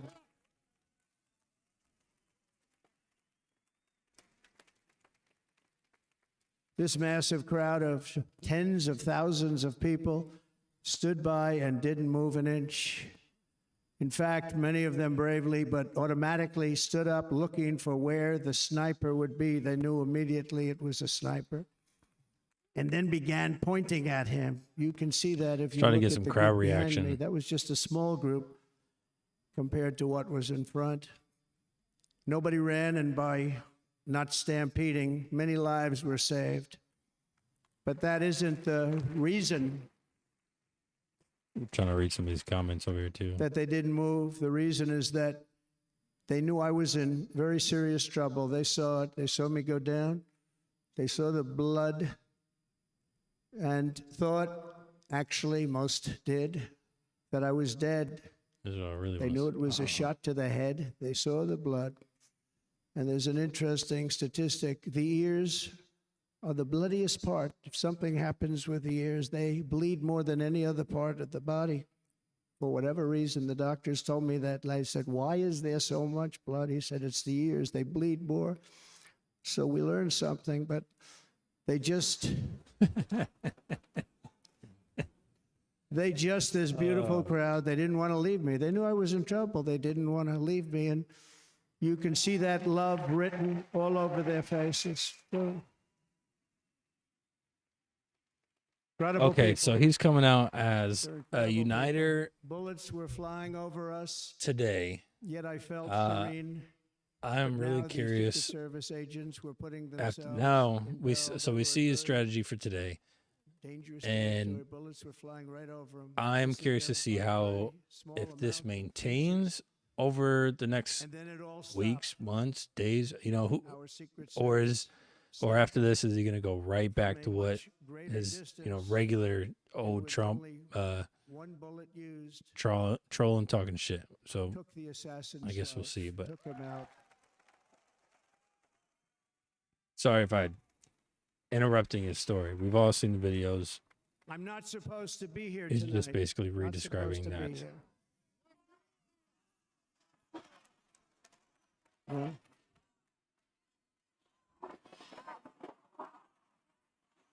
So if the audio is messed up, he said, I'm not supposed to be here. The crowd is chanting, yes, you are. Yes, you are. Yes, you are.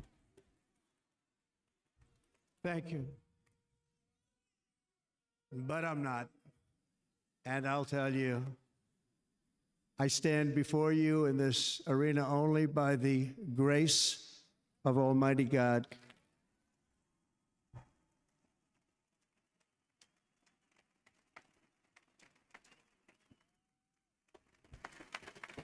In watching the reports over the last few days, many people say it was a providential moment. Probably was. When I rose, surrounded by Secret Service, the crowd was confused because they thought I was dead, and there was great, great sorrow. I could see that on their faces as I looked out. They didn't know I was looking out. They thought it was over. But I could see it, and I wanted to do something to let them know I was okay. I raised my right arm, looked at the thousands and thousands of people that were breathlessly waiting and started shouting, "Fight, fight, fight."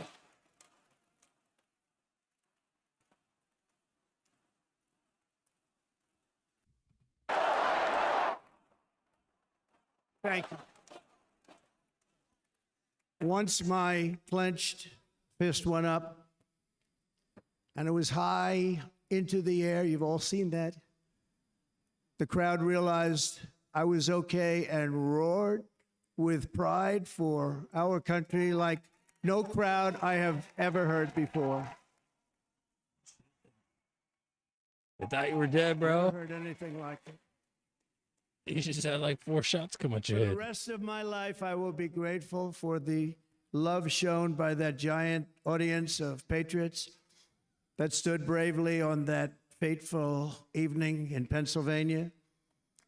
Tragically, the shooter claimed the life of one of our fellow Americans, Corey, comparator, unbelievable person, everybody tells me. Unbelievable. Now, And seriously wounded. Two other great warriors, spoke to them today. David Dutch and James Copenhaver. Two great people. I also spoke to all 3 families of these tremendous people. Our love and prayers are with them and always will be. We're never going to forget them. They came for a great rally. They were serious Trumpsters, I want to tell you. They were serious Trumpsters and still are. But Corey, unfortunately, it's not Trumpsters. Trump. How are you Trump and don't know? It's Trumpites. It's Trumpites. Get it right. Hulk Hogan established this earlier tonight. It's Trumpites. Helen, incredible woman, I spoke to her today, devastated. And 2 precious daughters. He lost his life selflessly acting as a human shield to protect them from flying bullets. He went right over the top of them and was hit. What a fine man he was.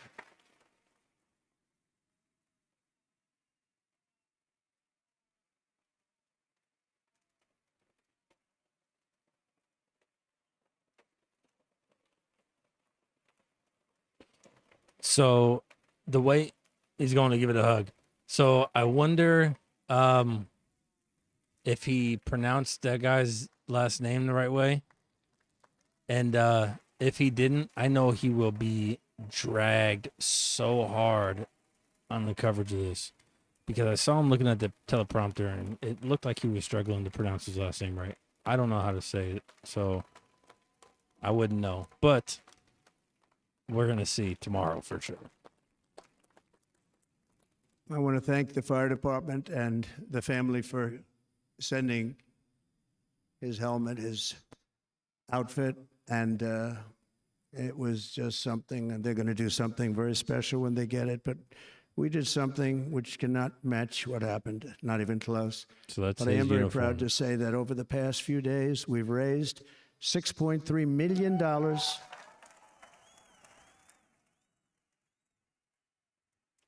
Wow. For the families of David, James, and Corey, including from a friend of mine just called up. He sent me a check right here. I just got it. Trump $1 always million. Trump always pulling something out of his Dan pocket. Newland, thank you, Dan. $1 million. That's And again, wild. when speaking to the family, I told them, I said, well, I'm going to be sending you a lot of money, but it can't compensate. They all said the same thing. You're right, sir. We appreciate so much what you're doing, but nothing can take the place in the case of Corey. And the other 2, by the way, they were very, very seriously injured, but now they're doing very well. They're going to be okay. They're going to be doing very well.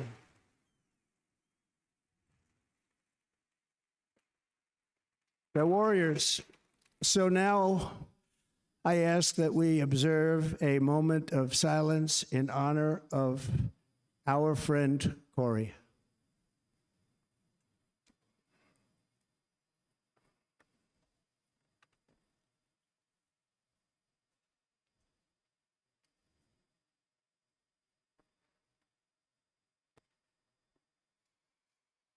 There is no greater love than to lay down one's life for others. This is the spirit that forged America in her darkest hours. And this is the love that will lead America back to the summit of human achievement and greatness. This is what we need. Despite such a heinous attack, we unite this evening more determined than ever. I am more determined than ever, and so are you. So is everybody in this room. Yep. Call it. Unites. That's what he's doing. So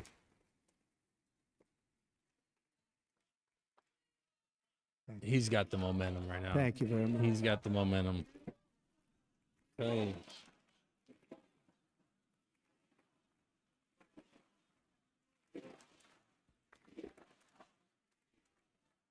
How long? Our resolve is unbroken and our purpose is unchanged to deliver. I'm curious how long you guys think that he's going to have this bandage on his ear. How long before he takes it off and shows everybody what it looks like? And no matter what obstacle comes our way, yeah, the first person to report it's gonna be as soon as he takes it off, it's gonna be all over the internet. Promise. Our magnificent country. Never.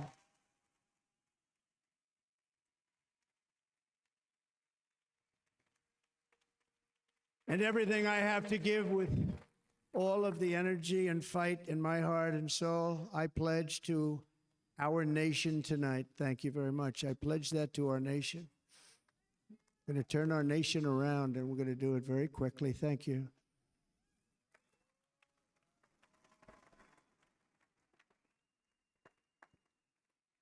This election should be about the issues facing our country and how to make America successful, safe, free, and great again.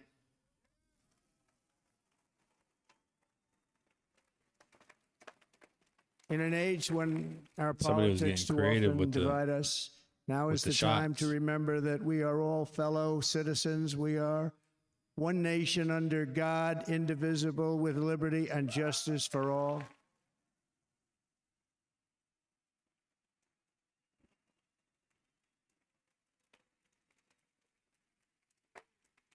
And we must not criminalize dissent or demonize political disagreement, which is what's been happening in our country lately at a level that nobody has ever seen before.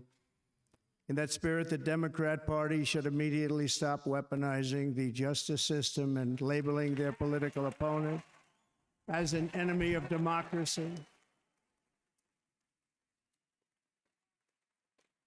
Especially since that is not true. In fact, I am the one saving democracy for the people of our country.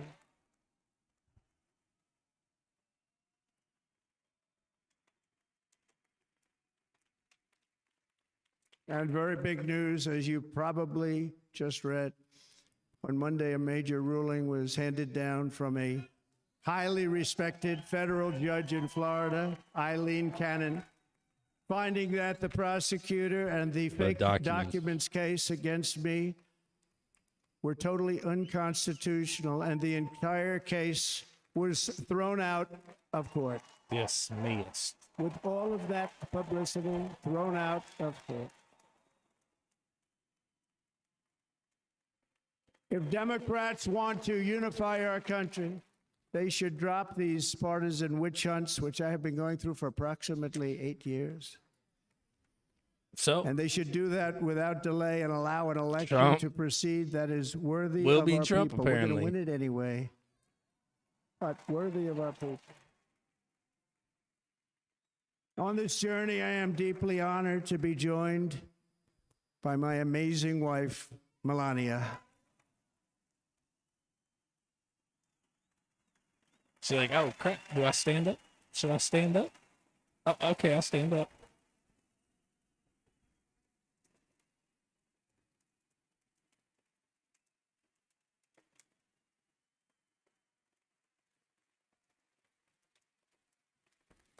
And Melania, thank you very much. You also did something really beautiful, a letter to America calling for national unity, and it really took the Republican Party by surprise. I will tell you, it was beautiful.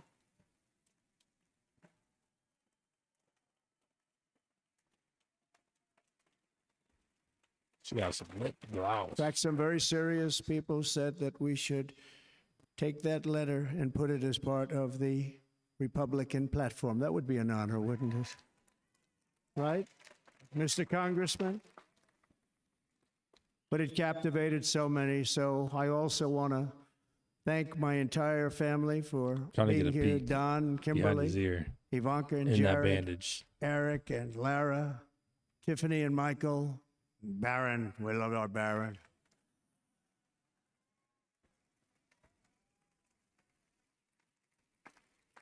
And of course, my 10 wonderful grandchildren. You saw a few of them up there on my lap before.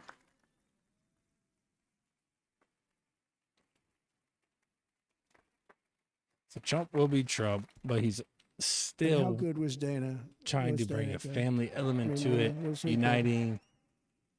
You know, he was on probably the I only feel it. vacation he's had in about maybe ever, because he works, but about 10 years with his wife, very far away. I won't tell you where, but very, very far away, beautiful place.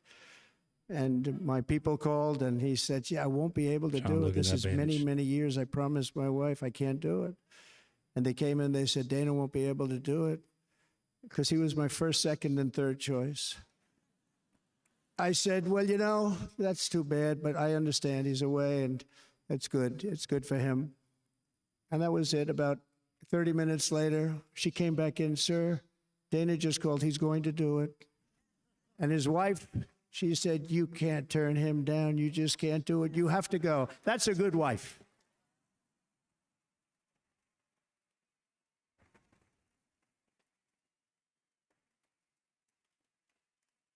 So he got on a plane. He got here a little while ago. Now he's going to get on the plane in a little while, and he's going to go back home to his wife.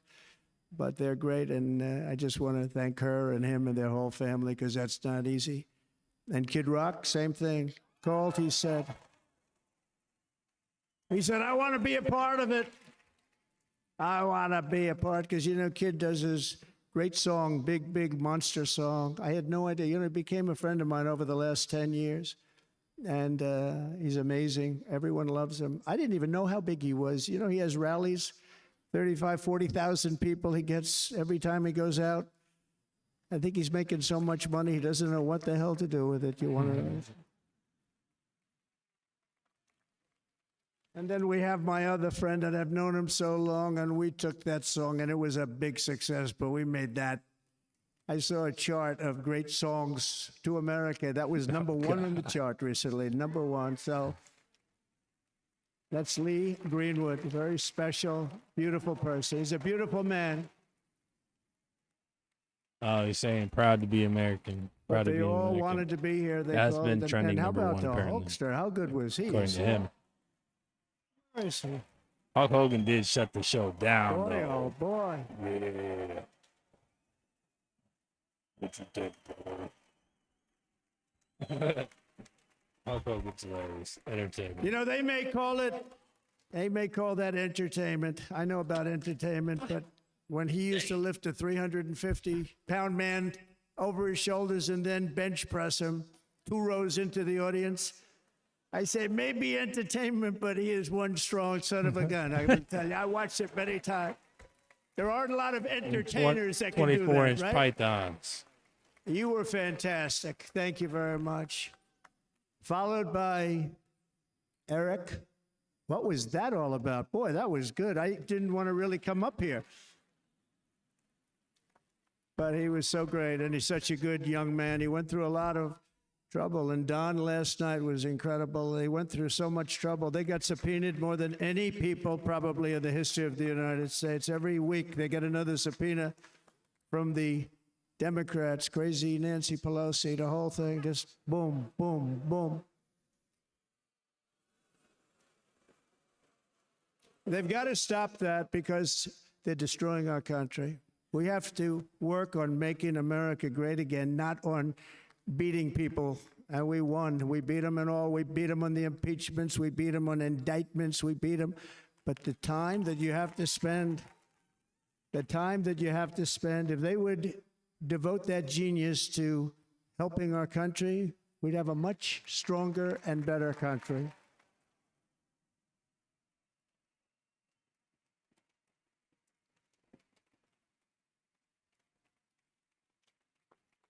And Jason, the biggest star in country music. Jason, thank you for being here.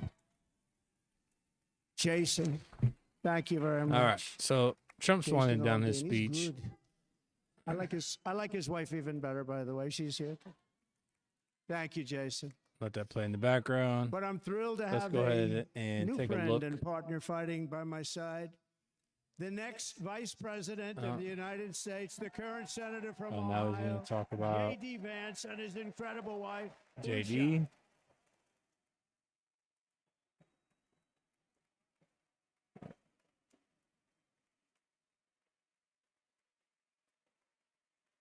JD Vance and his wife.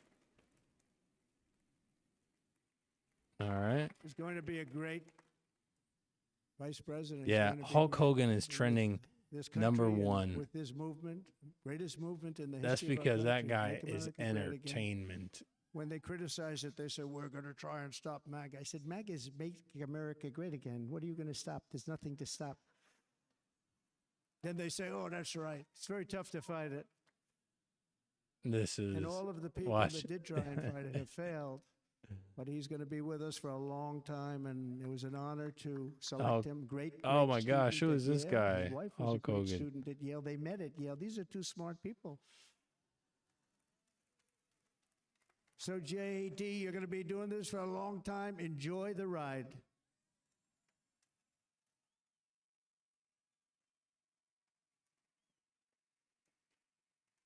And a very special thank you to the extraordinary people of Milwaukee and the great state of. Oh, there they are. Milwaukee. There they are. You are so easy to spot. All right, let's see. So Hogan's trending number Green Bay's going to have a one. good team this year, right? Melania. Let's see if they're talking about her lip gloss. They're going to have a good team. Most of the audience doesn't like it, but it's true. You're going to have a very good team. Lost her this mother, almost lost her husband, and lost her And by son. the way, Wisconsin, we are spending over $250 million here creating jobs and other economic development all over the place. So I hope you will remember this in November and give us your vote. I am trying to buy your vote. I'll be honest about that. Trump said he's trying to buy your vote. I guess he's putting money back in your pocket. And I promise we will make Wisconsin great again. We're going to make it. Thank you, Mr. Governor. Thank you very much. Thank you. I'm here tonight to lay out a vision for the whole nation.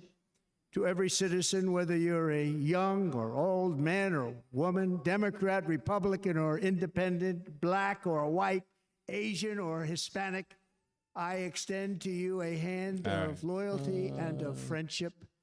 Together, we will lead America to new heights of greatness like the world has never seen before. We were right there in the first term.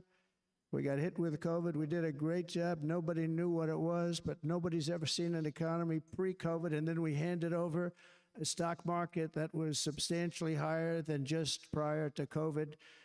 Coming in, did a great job. Never got credit for that. We got credit for the war and defeating ISIS and so many things, the great economy, the biggest tax cuts ever, the biggest regulation cuts ever, the creation of Space Force, the rebuilding of our military. We did so much. We did so much. Right to try. Right to try is a big deal.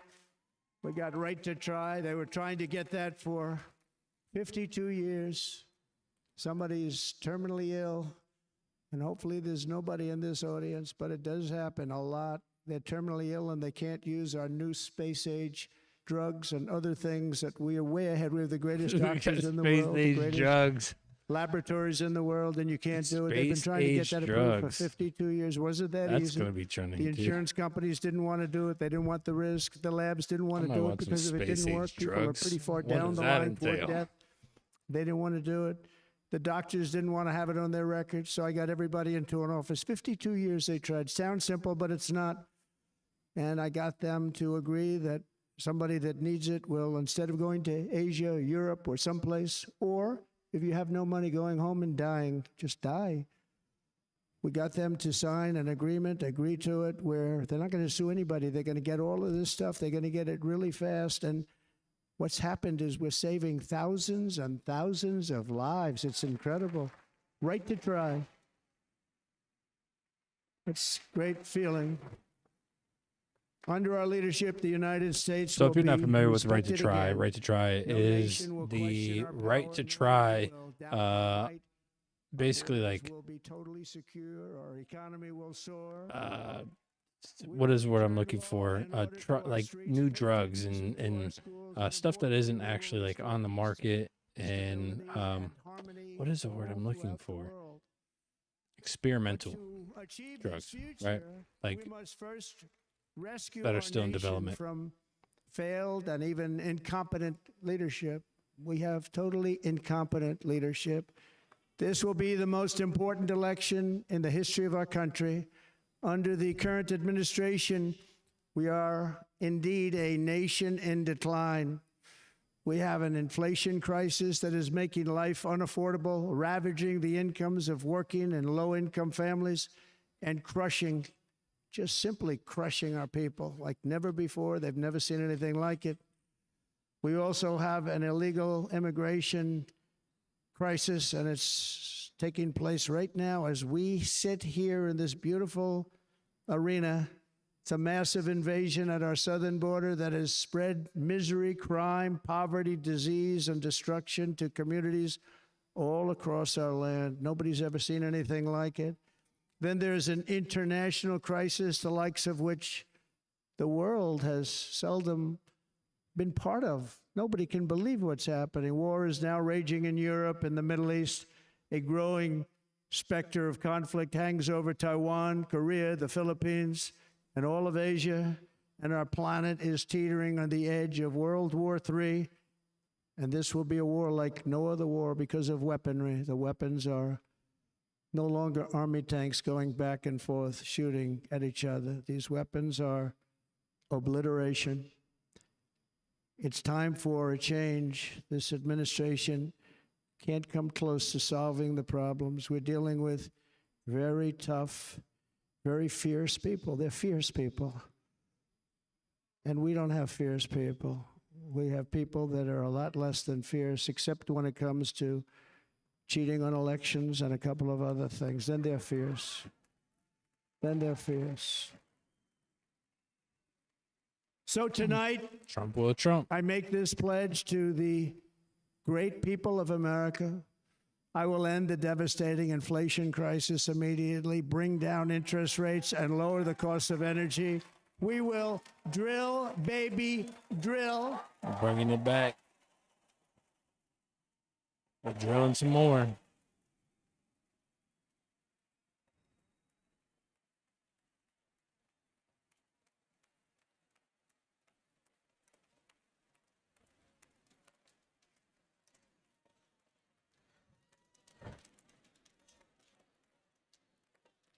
Can you believe what they're doing? But by doing that, we will lead a large-scale decline in prices. Prices will start to come down. Energy raised it. They took our energy policies and destroyed them. Then they immediately went back to them, but by that time, so much was lost.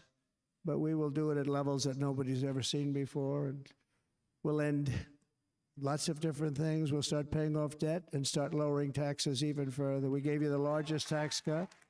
We'll do it more.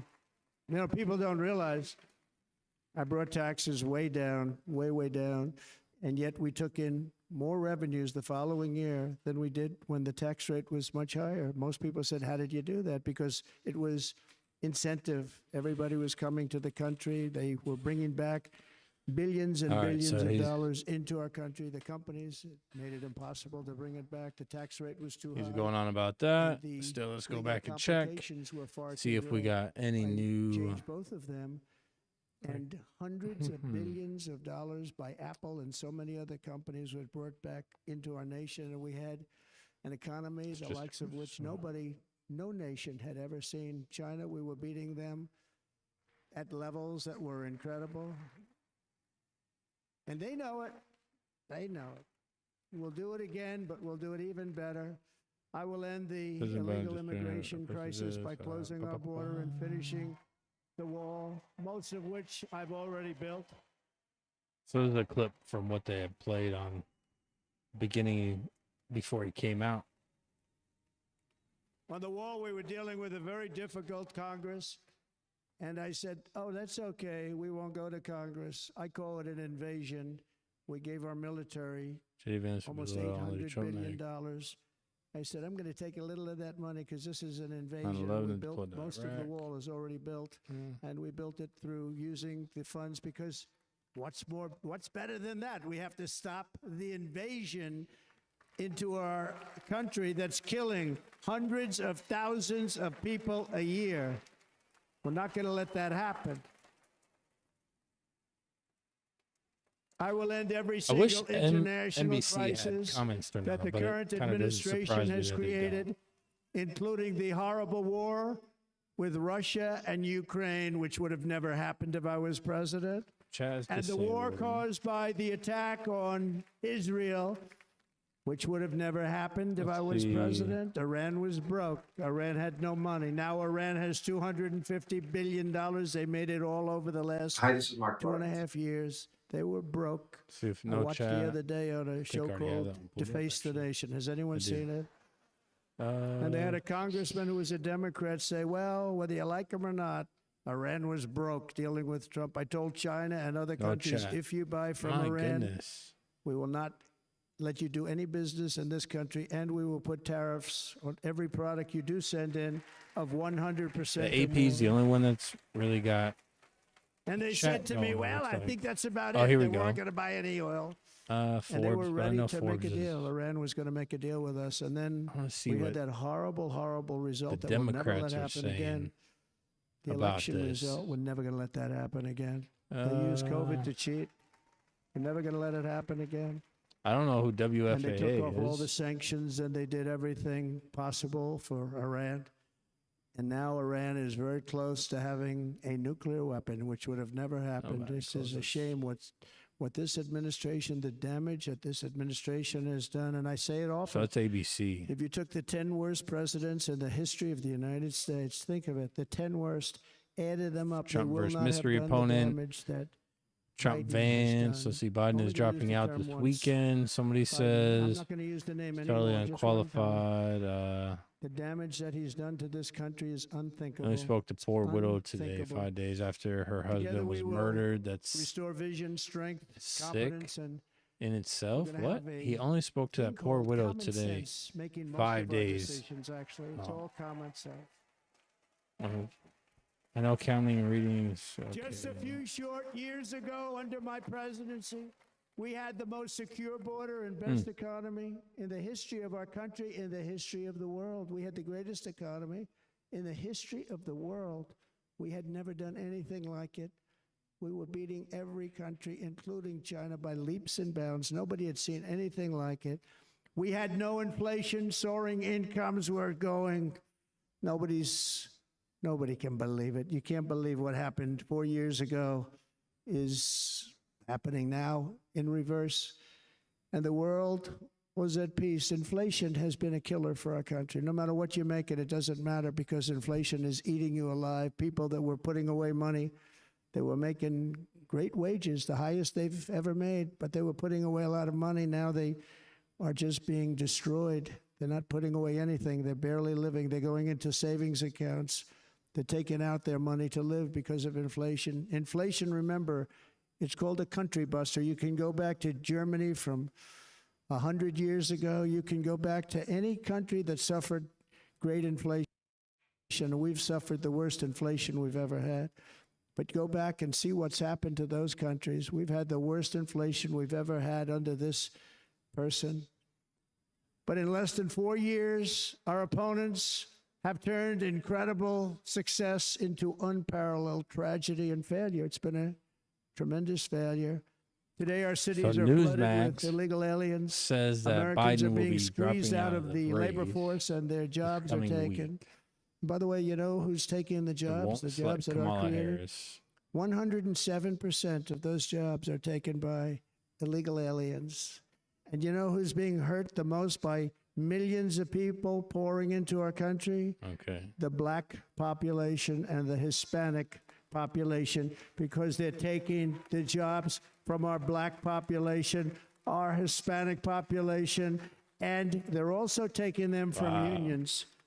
The unions are suffering because of Look it. at this idiot. Thank you. Thank you. I like you too. Thank you That's very much. fake.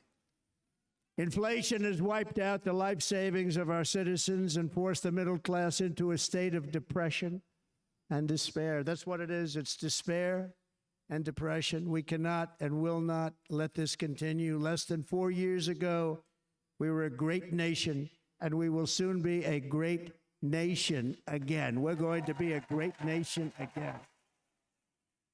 We're going to be a great nation again. Man, Trump's long-winded. With proper leadership, He's making up every for disaster we are the other now day. He didn't get to enduring finish will his be speech. fixed, and it will be He's going to be fixed bringing very, out very charts here in a quickly. second. So tonight, whether you've supported me in the past or not, I hope you will support me in the future, because I will bring back the American dream. That's what we're going to do. You don't even hear about the American dream anymore. With great humility, I am asking you to be excited about the future of our country. Be excited. Be excited.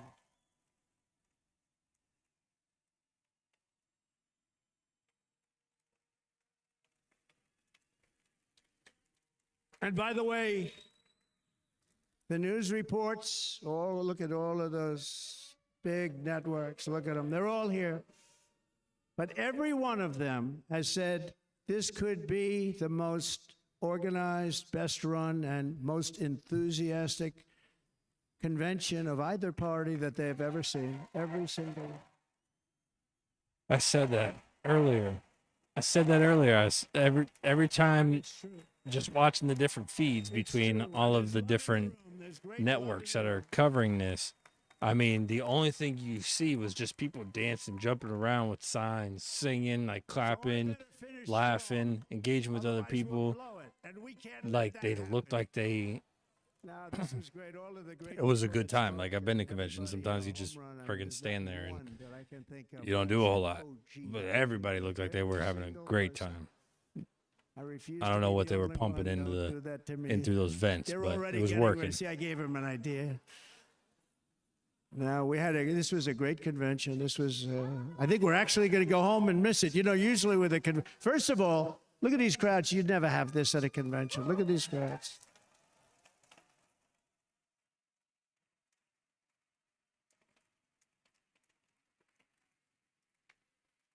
Love. It's about love. This week, the entire Republican Party has formally adopted an agenda for America's renewal, and you saw that agenda.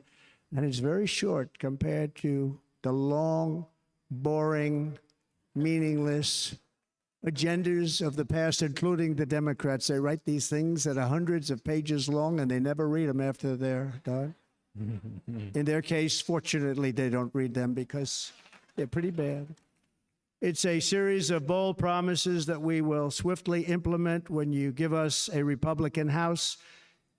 And Mr. Speaker, thank you very much. We have our great Speaker of the House with us tonight, Mr. Speaker. Thank you very much. Thank you. You know what else I want to do? A Republican Senate. We have many senators here. And send me back to our beautiful White House just a few short months from now. We're talking about just months. Let's just look up. It can't come fast enough. We have to get it done. First, we must get economic relief to our citizens. Starting on day one, we will drive down prices and make America affordable again. We have to make it affordable. It's not affordable. People can't live like this.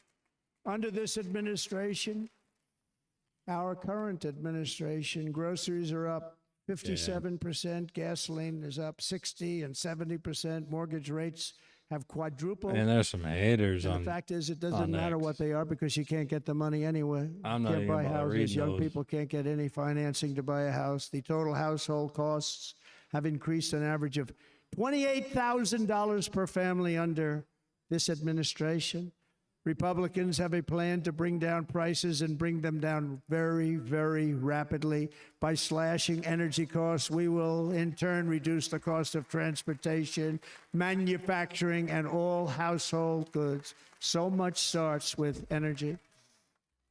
And remember, we have more liquid gold under our feet than any other country by far. We are a nation that has the opportunity to make an absolute fortune with its energy.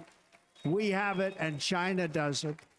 Under the Trump administration, just 3.5 years ago, we were energy independent, but soon we will actually be better than that. We will be energy dominant and supply not only ourselves, but we will supply the rest of the world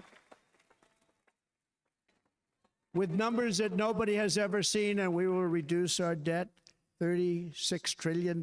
We will start reducing that, and we will also reduce your taxes still further. Next, and by the way, they want to raise your taxes 4 times. Think of it. Look at this. And all This my is life, I grew up hilarious. watching politicians. I always loved politics. I guess I was on the other side. I'd watch and they were no, always what talking happened? about, we will give you a tax cut. We will give you a tax cut. My whole life I was watching, I will give you a tax cut, right, Mr. Terry and Congressman? That's all Terry. they talked about. This is the only administration that said, we're going to raise your That is taxes by hilarious. 4 times what you're paying now, and people are supposed to vote for them? I've never heard it. You're paying too much. We're going to reduce your taxes still further. We gave you the biggest one, as I said. We're going to give you more, and it's going to lead to tremendous growth. We want growth in our country. That's what's going to pay off our debt.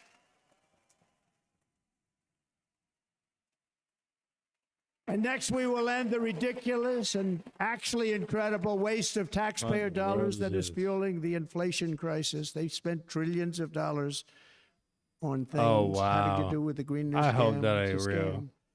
And They that's gotta caused be tremendous inflationary pressures in addition to the cost of energy. Oh my God! And all Don't of tell me the there are trillions really of people dollars at this that are sitting convention there not yet with spent, we will bandages redirect that over their money for ear important projects like in roads, support of bridges, Trump. dams, and we will not allow it to be spent on I meaningless can't. green new scam I hope that's not ideas. real. That is hilarious.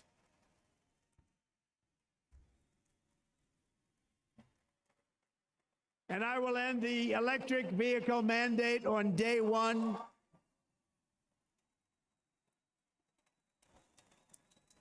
I bet you Thereby Garcom is like, saving the U.S. auto industry don't matter from now. complete We've been obliteration, ramping which is up for happening electric right for the now, and last saving 4 U.S. years. customers thousands and thousands of dollars per car. And right now, as we speak, large factories just started are being built across the border in Mexico. So with all the other things happening on our border, and they're being built by China to make cars and to sell them into our country. No tax, no anything. The United Auto Workers ought to be ashamed for allowing this to happen. And the leader of the United Auto Workers should be fired immediately. And every single auto worker, union and non-union, should be voting for Donald Trump, because we're going to bring back car manufacturing, and we're going to bring it back fast.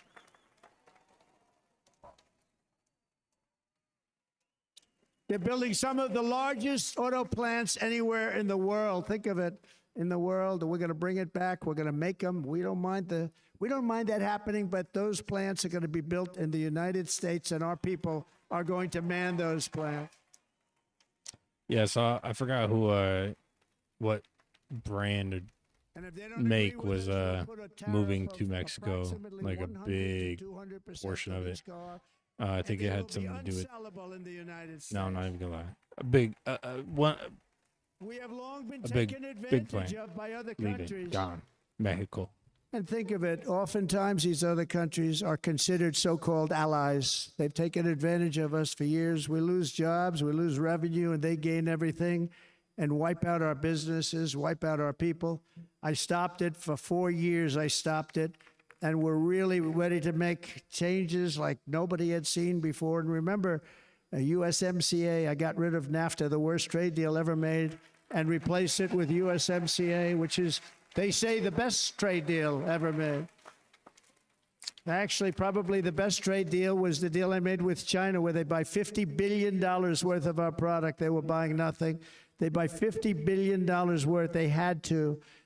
But I don't even talk about it because of COVID. I don't even mention it, frankly, because of what happened with the China virus. Trump will Trump. Trump will Trump. We will not let countries come in, take our jobs, and plunder our nation. They come and do that. They plunder our nation. The way they will sell their product in America is to build it in America. Very simple. Build it in America and only in America.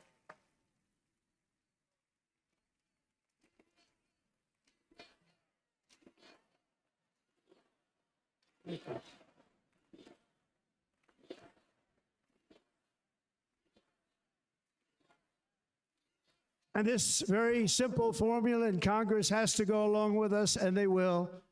This very simple formula will create massive numbers of jobs. We will take over the auto industry again, and many, many hundreds of thousands of jobs.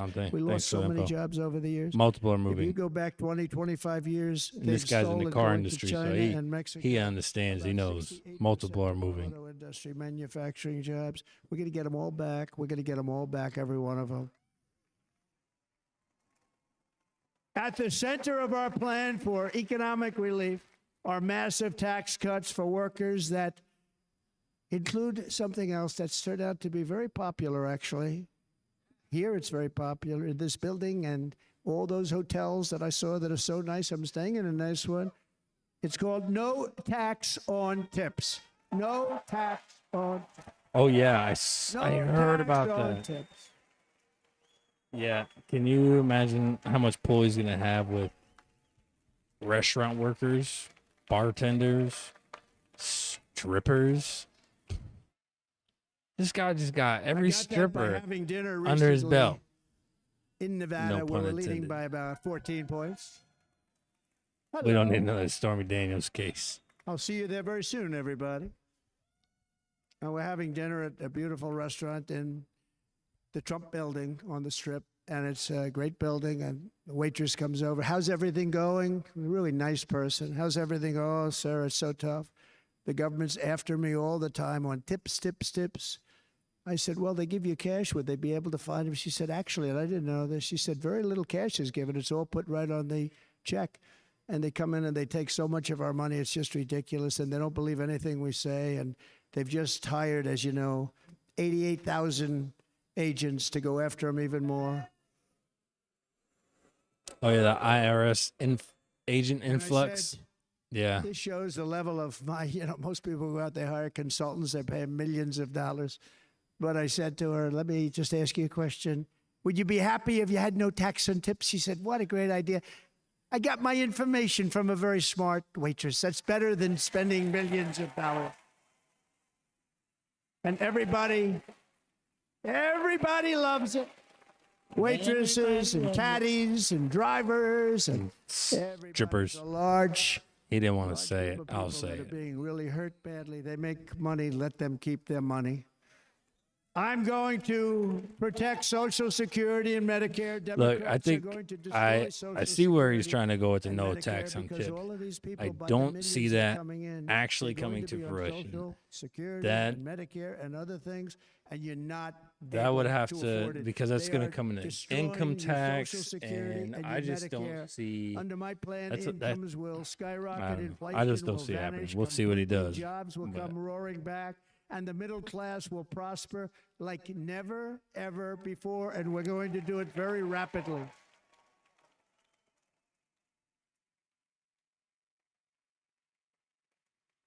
But no hope or dream we have for America can succeed unless we stop the illegal immigrant invasion, the worst that's ever been seen anywhere in the world. There's never been an invasion like this anywhere. Third world countries would fight with sticks and stones not to let this happen.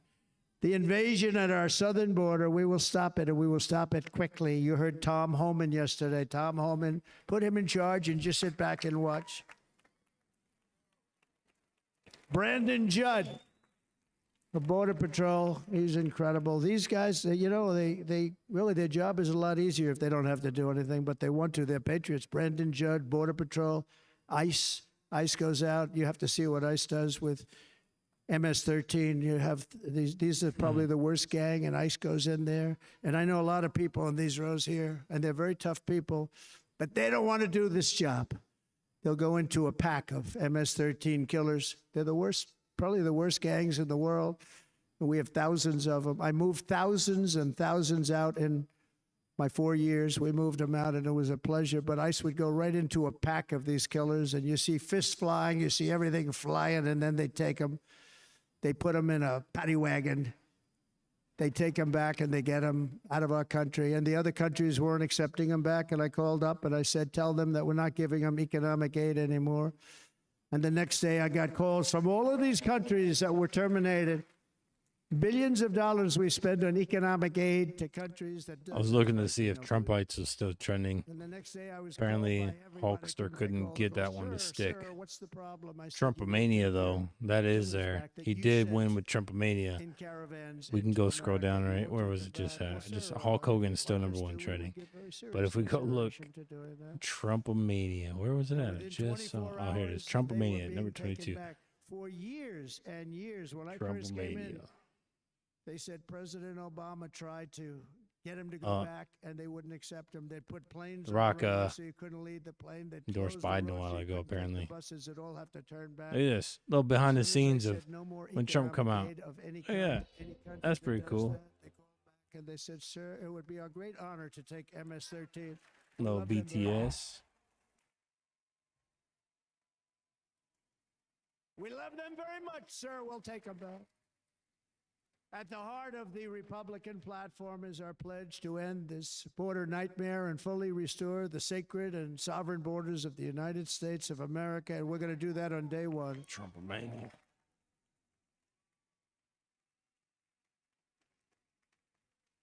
That means two things on day one, right? Drill, baby, drill, and close our borders. Oh, yeah, this guy here mentioned something interesting. He didn't mention... Says he didn't mention banning investment firms from buying houses. Well, no, I'm thinking of something else. He didn't mention preventing China from buying land, which come into our country, but they has have been an to issue. come into our country legally. Legally. Less than 4 years ago, I handed this administration the strongest border in American history. But you can see on the chart that saved my life. That was the chart that saved my life. I said, Oh, look at it. I I'm so told proud of you. it. I think it's one of the I greatest. told you he was gonna It be was done by bringing the out Border charts. Patrol, one of the greatest charts I I've knew ever it. seen. It showed I knew everything it. just like Trump that. will You know Trump. the chart. Oh, there it is. That's pretty good. Wow. Last time I put up that chart, I never really got to look at it. But without that chart, I would not be here today.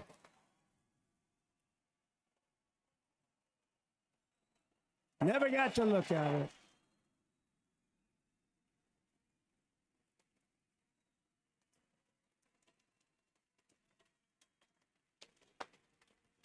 All right, so I don't know. Maybe somebody else does. Are all these screens? Are those AI? Or like not AI? But I'm seeing it now. AR? I was very proud. If you Augmented look at reality? The arrow on the bottom. That's the lowest level. The one on the Or bottom. heavy are they red actually arrow. like That's the propped up lowest like that? level of illegal immigrants ever to come into our country in recorded history. Right there. Right there. And that was my last week in office. And then you see what happened after I left. Look at the rest. And if you go out a little bit further, it's getting to be a little bit old, but I love it anyway, right? But you can go much higher with those numbers. Look what happened right after that. The invasion began. We had the opposite. We stopped the invasion, but the invasion that we stopped was peanuts by comparison to what happened after I left. Look at what happened after I left. They took over our country. We ended all catch and release. We shut down asylum fraud. We stopped human trafficking and forged historic agreements to keep illegal aliens on foreign soil. We want them to stay on their soil. Under the Trump administration, if you came in illegally, you were apprehended immediately and you were deported. You went right back. The current administration terminated every single one of those great Trump policies that I put in place to seal the border. I wanted a sealed border. Again, come in, but come in legally. You know how unfair it is? So many people, hundreds of thousands of people, have been working for years to come into our country. I have to say, And now looking they at see that these people chart, pour into our country at levels so that are unprecedented. It's so unfair. all right, so I'm just looking here, and we've got on the left side of the chart, it looks like 12. So I imagine that would be 2012, and then it goes all the way to 2024, and then right where the red arrow is at the bottom there, that looks like what I can't read what that says. Trump something, but it looks like that's 2020, and that's a pretty low on that number.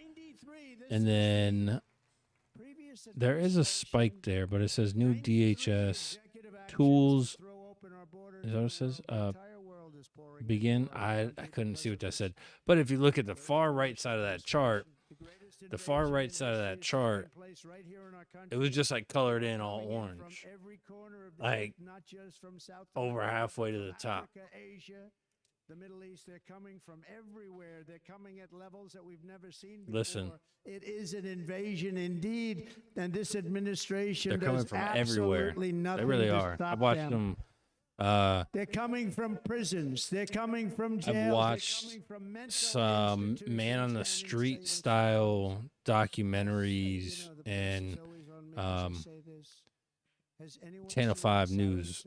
If you've watched that on YouTube, you'll know what I'm talking about. He went down to the border and he actually went to Mexico and then paid people to sneak him back into the U.S. so he could document the process. And he ended up getting caught. And he did get arrested. And he is facing fines because it's still an illegal entry into the United States. But, I mean, they just made it look so simple. And, yeah, they're coming from everywhere. Some of the people that he interviewed were from, overseas, not even Southern America. They were from other parts of the world, not even this hemisphere. So they're coming from everywhere. He's training them, and I've been reading about this for 2 years. I think, oh, that's wonderful. Let's take a look at it. But then I realized he's not training them. He's sending all of his criminals. His states, wonderful job he does in running the country. Well, he doesn't do a wonderful job. And by the way, if I ran one of the countries, many countries from all over, I would be worse than any of them. I would have had the place totally emptied out already.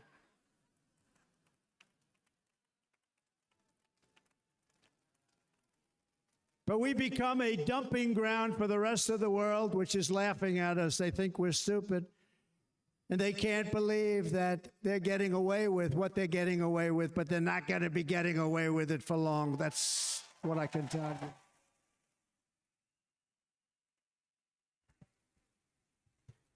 you. In Venezuela, Caracas, high crime. Caracas, Venezuela, really a dangerous place, but not anymore. Because in Venezuela, crime is down 72%. In fact, if they would ever win this election, I hate to even say that, we will have our next Republican convention in Venezuela because it will be safe. Our cities will be so unsafe, we will not be able to have it there. In El Salvador, murders are down by 70%. Why are they down? Now, he would have you convinced that because he's trained murderers to be wonderful people. No. They're down because they're sending their murderers to the United States of America. This is going to be very bad. And bad things are going to happen, and you're seeing it happen all the time. That's why, to keep our families safe, the Republican platform promises to launch the largest deportation operation in the history of our country. even larger than that of President Dwight D. Eisenhower from many years ago. You know, he was a moderate, but he believed very strongly in borders. He had the largest deportation operation we've ever had. Just recently, I spoke to the grieving mother of Jocelyn Nungary, a wonderful woman. Well, Trump's going to continue to be Trump. I am. Was tied up, assaulted, and strangled to death after Let's see. I've been live for 2 hours and 40 minutes. And Trump was still going, by the way. And I got to do my Duolingo before I lose my streak. So, because of that, and I need to go eat. I'm getting off here. If you want to go watch the rest of this speech, just look up RNC 2024. I'm sure it's live somewhere. I'm pulling it right now. Thank you if you've been watching. If you come back and watch, much appreciated. I'm hungry, and I've got to go learn some Spanish.